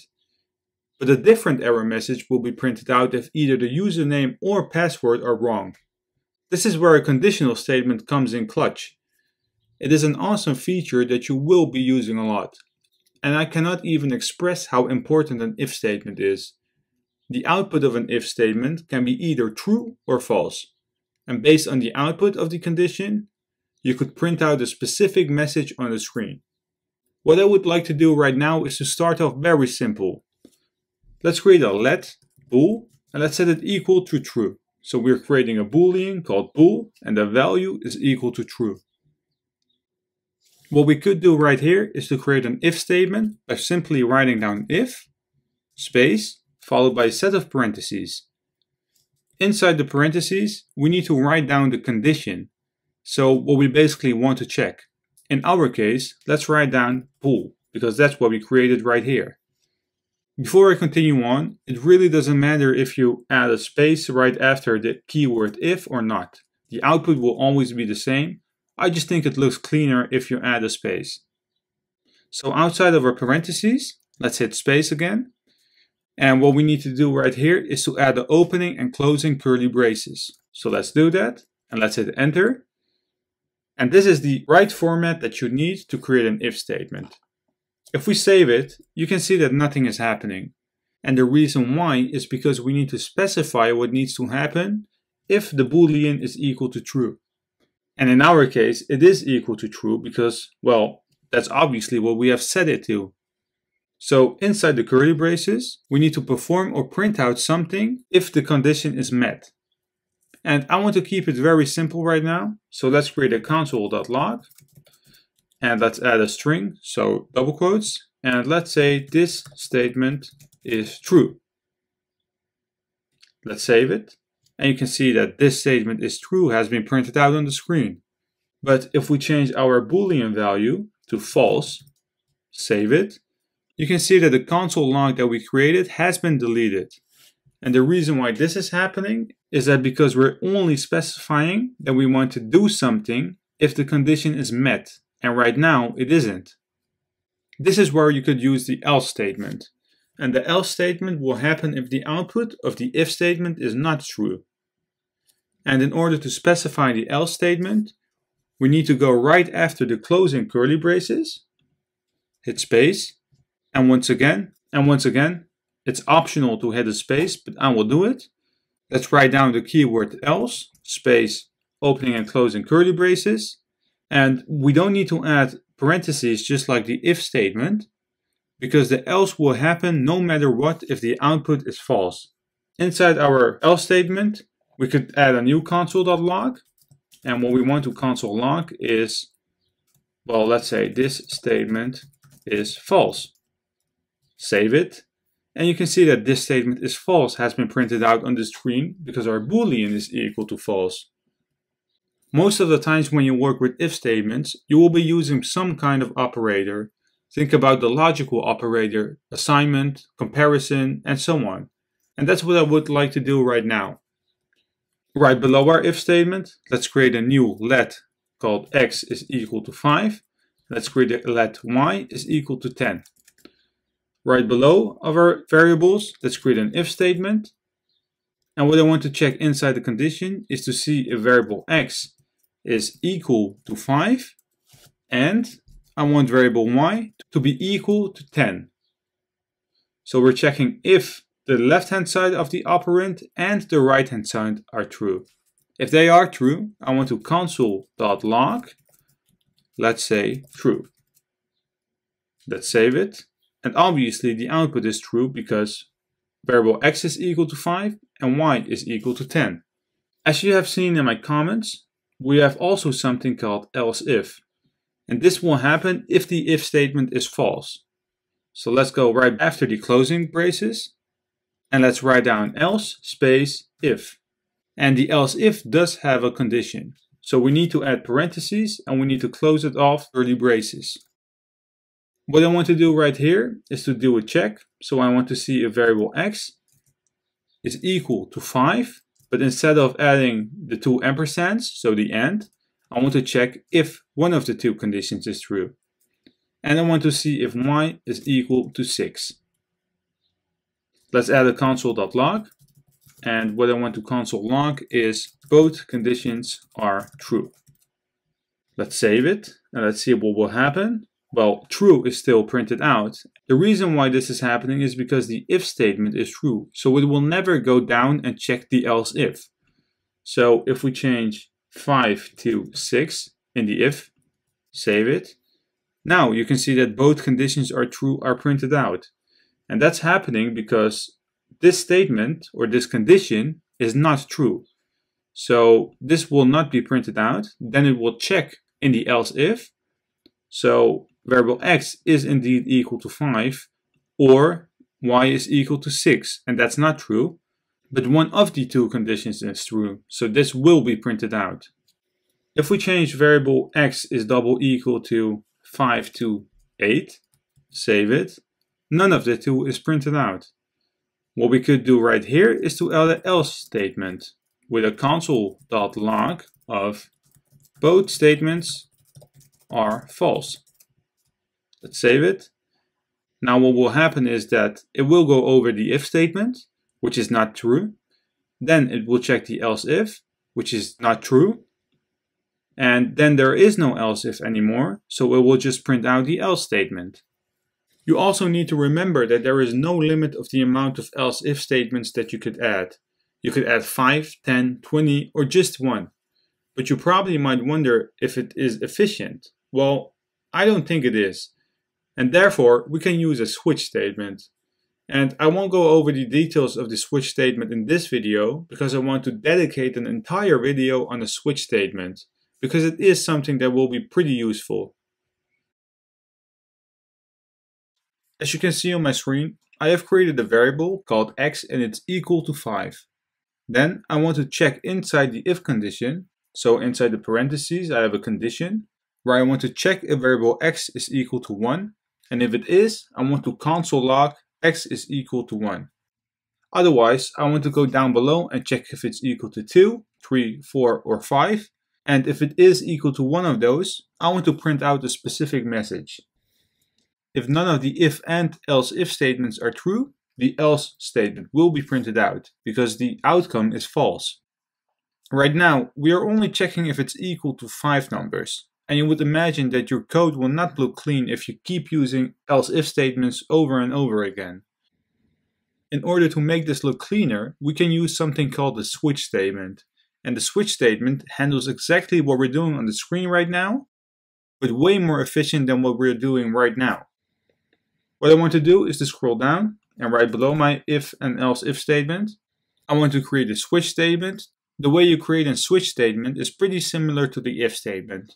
But instead of writing down if, we basically need to write down switch, space, parentheses, space, opening and closing curly braces. Now inside the parentheses of the if statement, we write down a condition. For the switch statement, it is slightly different. What we need to do is to write down an expression so we could evaluate different statements that we want to execute based on the expression. So what we want to check is variable x again. And we don't want to set it equal to something or to check if it's less than. That will be done inside the switch statement. So let's go inside our curly braces. And what we want to do is to create a case. So let's write down case, space. And now we could write down the condition that we would like to check. So let's say 1. So we're basically checking if variable x is equal to 1. Be aware that we also need to end it with a colon. So let's hit enter now. And on the line below, we need to write down what we want to do if it is equal to 1. So let's do the same thing for the if statement and just console.log x is equal to 1. Inside double quotes, of course. Now, right after our console log, we need to add one more thing. Let's hit enter. And right here, we need to add a break statement.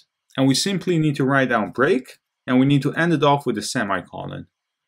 And the reason why we add a break is because this basically indicates the end of this case. So the end of case number 1. So what's happening right here is that we're going to check if variable x is equal to 1. Then we will print out a console log. And if the case has been met, the break will indicate that it could leave the case and it's done right here. We could add as many cases as you want. So let's go on the line below and let's create case to see if variable x is equal to 2. On the line below, let's hit a console.log. And we basically want to say x is equal to 2. And we need to add a break. And for 3, 4, and 5, let's just copy paste it.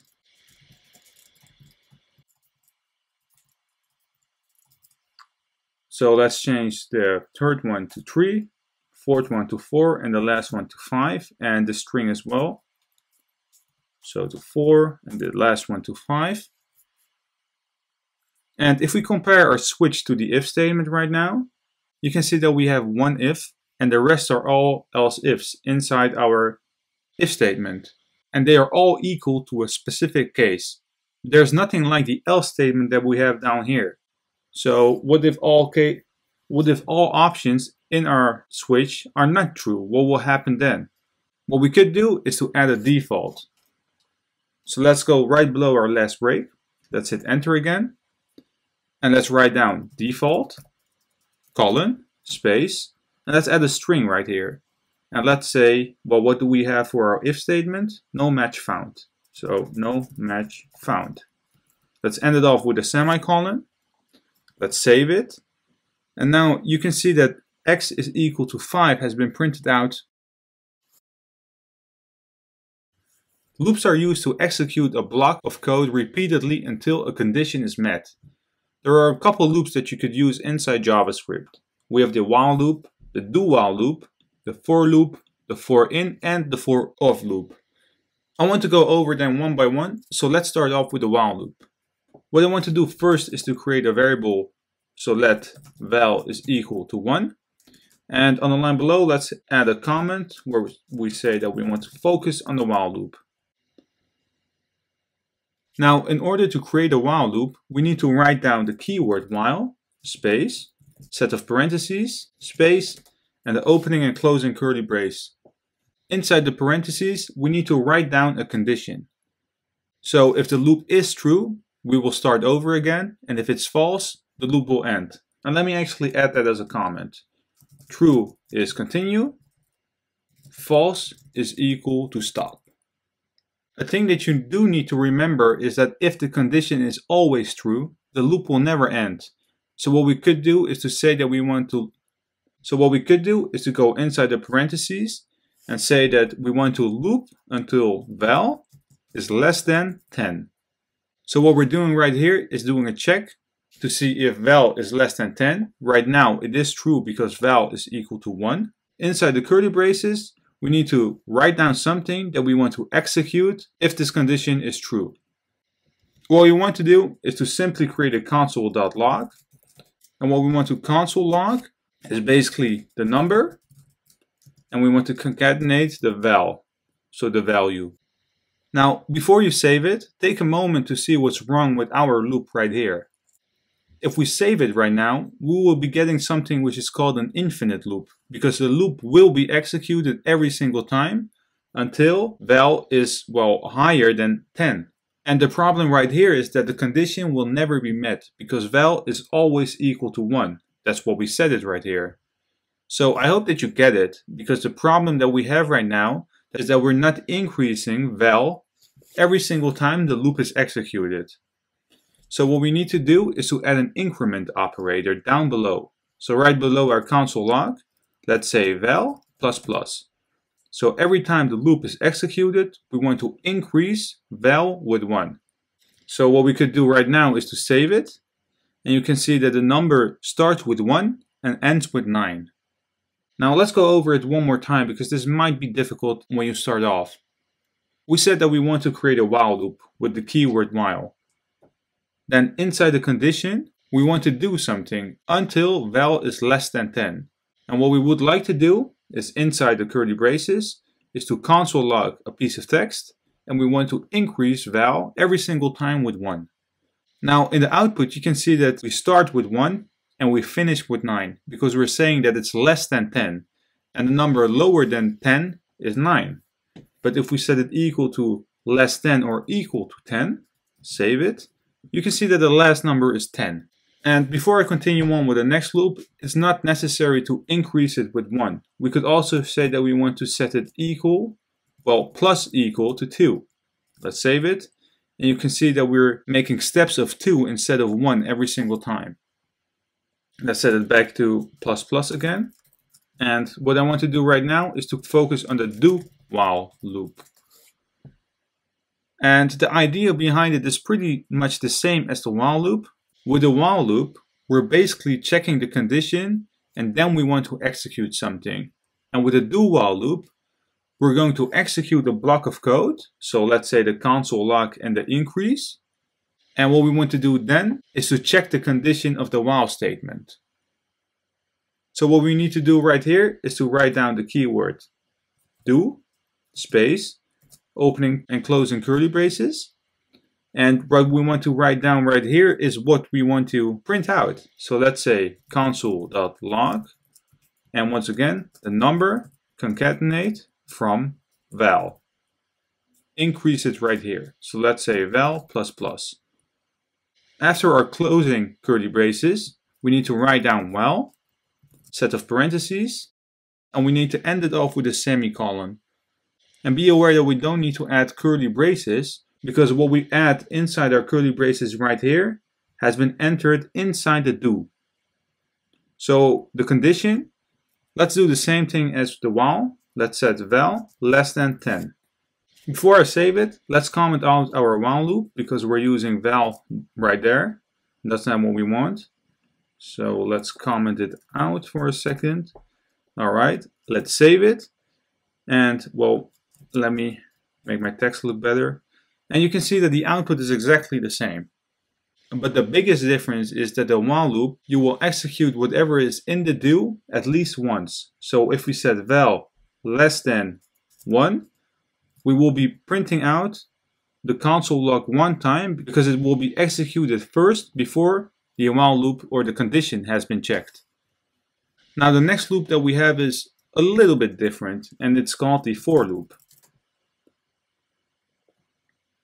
To create a for loop, we need to write down the keyword for, space, parentheses, and we need to add curly braces.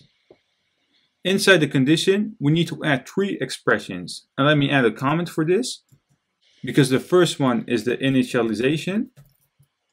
Then we have the condition, and the last one is the expression. And let's start off with the initialization. And what that basically is the counter variable. And a good thing to remember is that if we create a variable within the loop, we cannot use it outside of the loop. So inside the parentheses, let's set let I equal to 0. So that's our counter. We want to start at 0. And after every expression, we need to close it off with a semicolon. Now for the condition, we basically need to define where the counter needs to stop. So let's say that we want to check until I is less than 10. So our starting point is 0 and we want to stop until it's less than 10. Let's add a semicolon again. And the last one is the expression where we need to write down how many times we want to increase or decrease our variable before the next evaluation of the condition starts. And just to keep it simple, let's just increase it with 1. So let's create a console.log where we will say that number, once again, is I. The difference right here is that we already increased variable I inside our parentheses of the for loop. So unlike the while and do while loop, we do not need to say I++ right below our console.log. Now let's save it and check the output.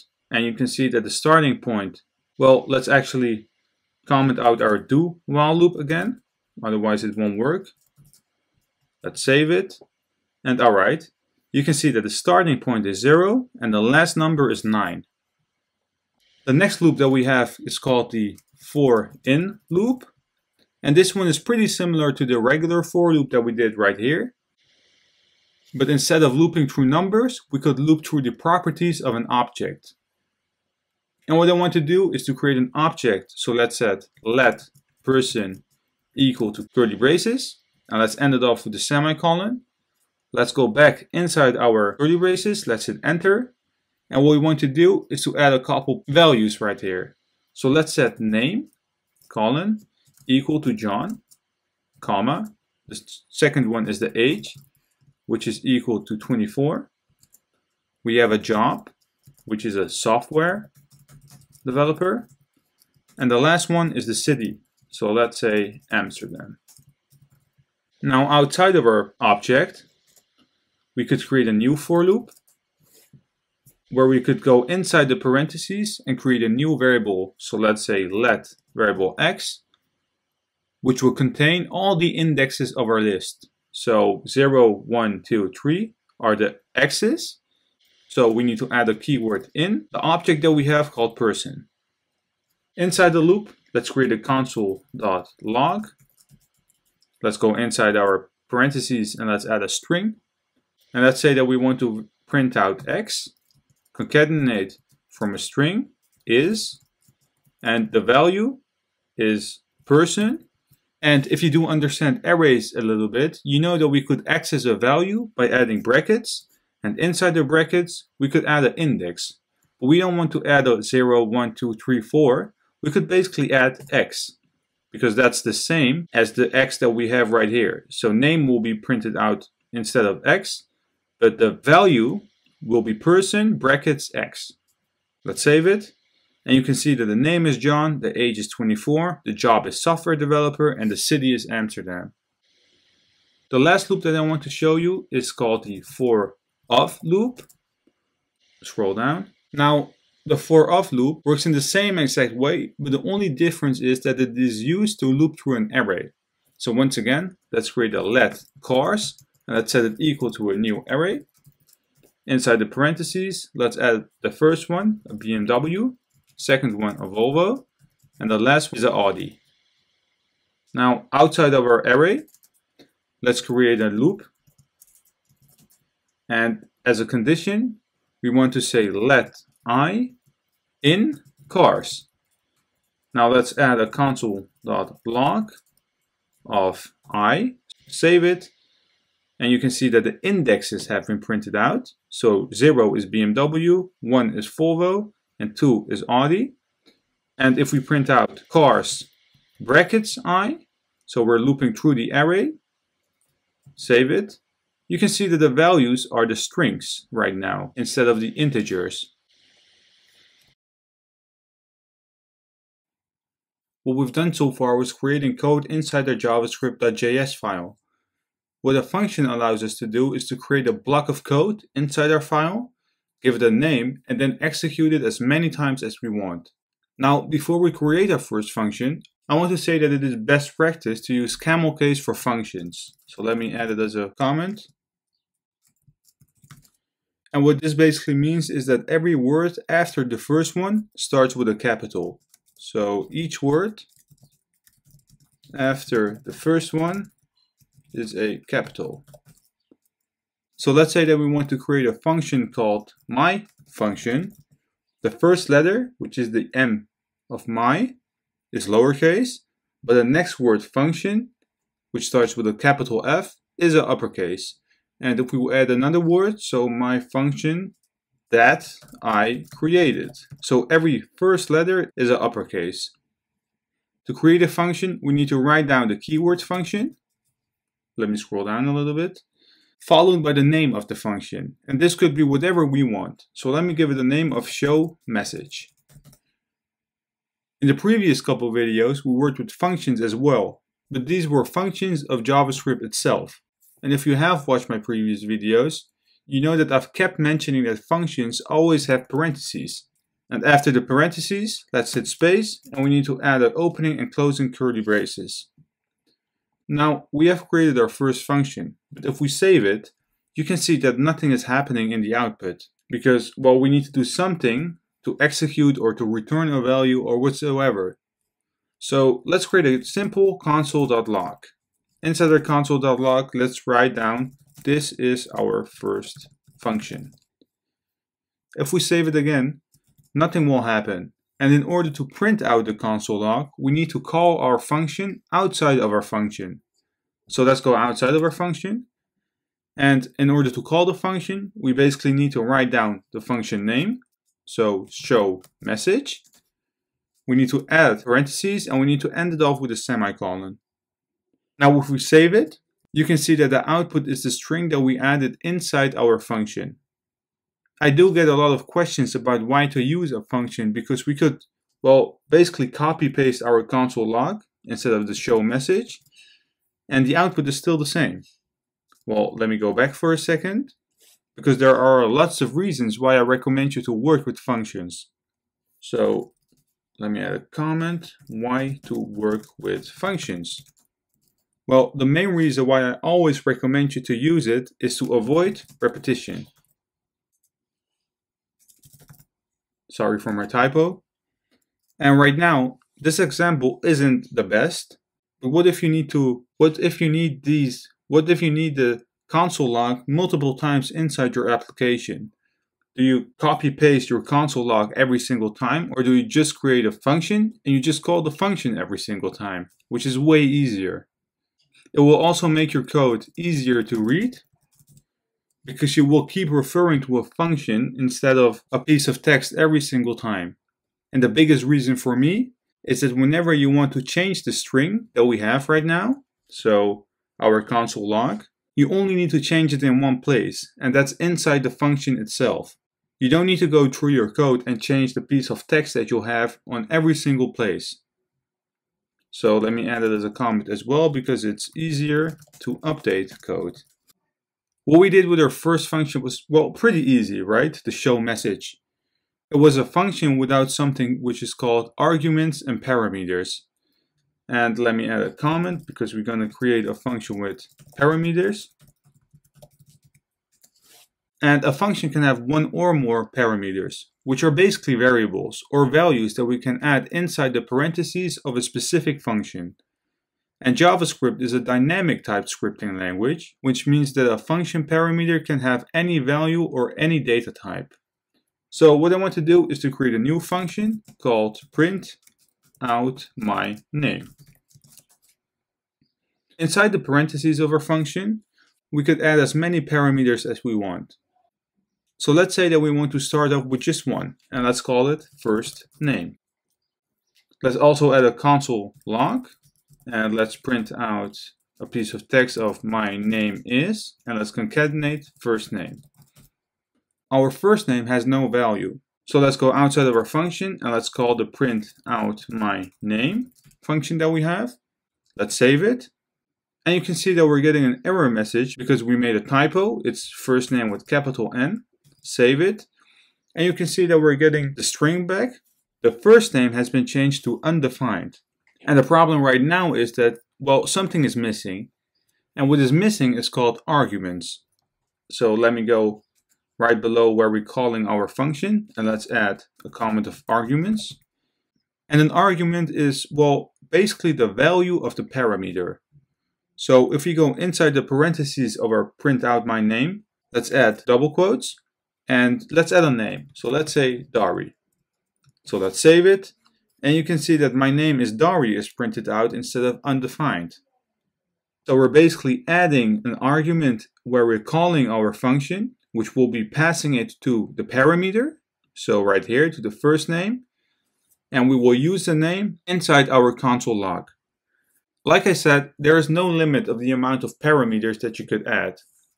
So if we add another one, let's say last name, which can also have a default value. And the way we can do that is to set it equal to, well, a value. So let's say not Dari, Nazar. In our console log, let's concatenate a space. and last name. Let's save it. And you can see that my name is Dari Nazar has been passed in because last name has a default value of Nazar.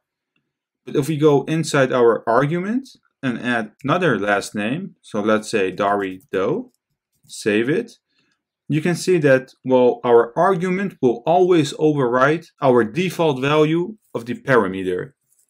Now let's get rid of the default value because I don't recommend you to use it that often, only if you don't have another option. Let's change my last name in the argument to Nazar. And a good thing to remember is that you could add as many arguments as we want. So after Nazar, let's add my age of 24, comma, and the city where I live in. So let's say Amsterdam. If I save it, well, nothing is happening and the 24 and Amsterdam are not used. The last function that we have are functions with a return value. So let me add it as a comment. We have a function with a return value. So let's create a function called add numbers. And let's pass in two params. Let's say num1, comma, num2. Inside our function, we could add a keyword called return. And let's hit a space because we could add something that we would like to return. And this could be anything you want. Think about a calculation or a console log. Well, in our case, let's just do a num1 plus num2. We already have a console log, so I just want to return a value. If we go outside of our function, we could basically call our function add numbers. Let's add 10 and 10. But the problem right now is that if we save it, nothing will be printed out because, well, we're not printing anything out. We're just returning the value. So let's get rid of the add numbers. Let's create a console.log and let's console log a string of the outcome is, and let's concatenate, well, let me add a space after is, add numbers. And it's a function, so always add your parentheses. Well, if we save it right now, you can see that the outcome is not a number because we haven't added the arguments. So let's say 10, comma 10, save it, and the outcome is 20. Just to show you that we could add our console log as many times as we want, let's create a new console.log. Let's only pass in add numbers, the function, and 10, comma 20. Let's just copy paste it a couple more times, save it, and you can see that the output is, well, 1, 2, 3, 4, 5, 6 console logs of the function that we have. If you are using a browser that supports JavaScript, which almost all browsers do nowadays, we could use the window object. And it's very important to learn how the window object works because that is how JavaScript interacts with the browser. And in order to communicate with the browser, JavaScript uses something called the browser object model, which deals with all components from the browser. Think about the history or the location, the navigation, the height and the width from the screen. A function that I have used before in these tutorials are the alert function. So let me add a comment. And this basically displays a text in a dialog box that will pop up on your screen. So if we write down window.alert, parentheses, and let's pass in a string of hello, save it, you can see that we're getting a pop-up message on our screen and we can close it off. But it's good to remember that it's not always necessary to write down window. So if we copy paste it and we just get rid of the window and punctuation mark, let's comment out the first alert that we have, save it, and you can see that the output is exactly the same. Inside an alert, you're also able to ask for user data by using the JavaScript prompt command. So let's add a comment of the prompt. What we could do is to create a new constant called input and let's set it equal to the prompt function. On the line below, let's just alert the input of the user. So us. Let's save it. Well, we need to comment out our alert in a second. Right now, you can see that we have an input field inside our alert. And let's write down my name. So Dari. Let's click on OK. and we have alerted out Dari. There's also something called the confirm. And this basically displays a model dialog with an option message with 2 buttons. So let's create an if statement. And inside our condition, let's add the confirm function. And inside the parentheses of our confirm function, let's add a string of do you want to quit? What we want to execute if it's confirmed is a console.log of OK.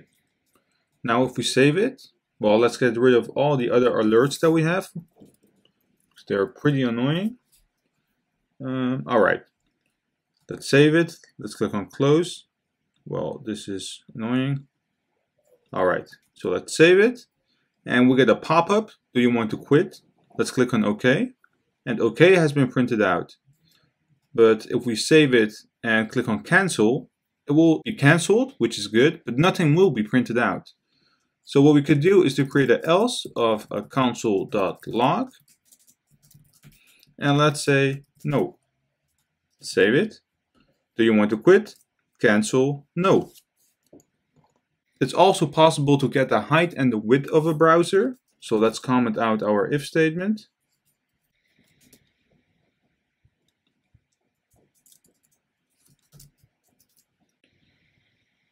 Let's add a comment of width and height. And let's create a let called x and let's set it equal to undefined. Now what I want to do is to set x equal to window dot outer height. And let's also add a console.log of variable x. Save it. Now you can see that the height of our window is 392 pixels. So if we make it bigger, save it, you can see that our height is 512. And the same thing could be done for the width. So variable x is equal to window.outer width. Save it, and the output is 504. Let's make it bigger, save it, and it's 689. Let me go back to my default setting again. We could also get the inner width and height. So let's set x equal to window.inner width. And the biggest difference between the outer width and the inner width is that with the outer, we will get the current width, including padding, border, margin, and so on.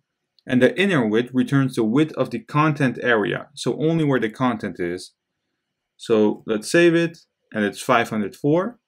And x is equal to window.inner height, which is equal to 291. There's also something called the location object. So let me add another comment, the location object. And this is basically an interface that allows you to know the elements of the document's URL in the current window. And what we could do is to set x equal to window.location. Let's save it. And well, we get a totally different message that we had. So let's click on it to get it aligned. And right here, you can see that we can assign a function to it. It has a host, the host name, the href, the port, and the protocol, and the search is empty. This is something that we will be using later on because we could do some fun stuff with it. Let's say that we want to create a button. We could add the value of the button equal to our href. And whenever we upload our page on a host, our href will automatically change, so we don't need to change our hrefs everywhere in our application. We could also access the values one by one. So let's set x equal to window.location dot, well, let's say hostname. Save it. It's the port that we're on, as you could see in the URL. Well, we could get the port, so variable x is equal to window.location.port, which is 5500, as you could see in my code editor. We could also get the URL, so let's say variable x is equal to window.location.href. This is the URL that we have. If you are a little bit familiar with PHP, you know that whenever you enter a value inside the input fields and you have a GET request, you will get the values inside the URL, so you could see what the user has entered, and you are able to access them. Well, this is pretty similar in JavaScript. What we could do is to set variable x equal to window.location.search. And if we save it right now, we have nothing to search for.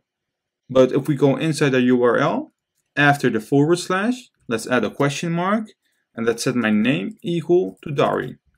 Let's save it. And you can see the question mark name is equal to Dari has been added as a search param. And we could add more than one. So let's go back to the URL, and after the name is equal to Dari, let's say and age is equal to 24. Let's save it, and you can see both params, so Dari and 24 has been added. You have probably came across some annoying websites on the web that constantly redirect you. Well, that's done in JavaScript. So let's say that we want to redirect, and let's say window.location.href is equal to single quotes and semicolon.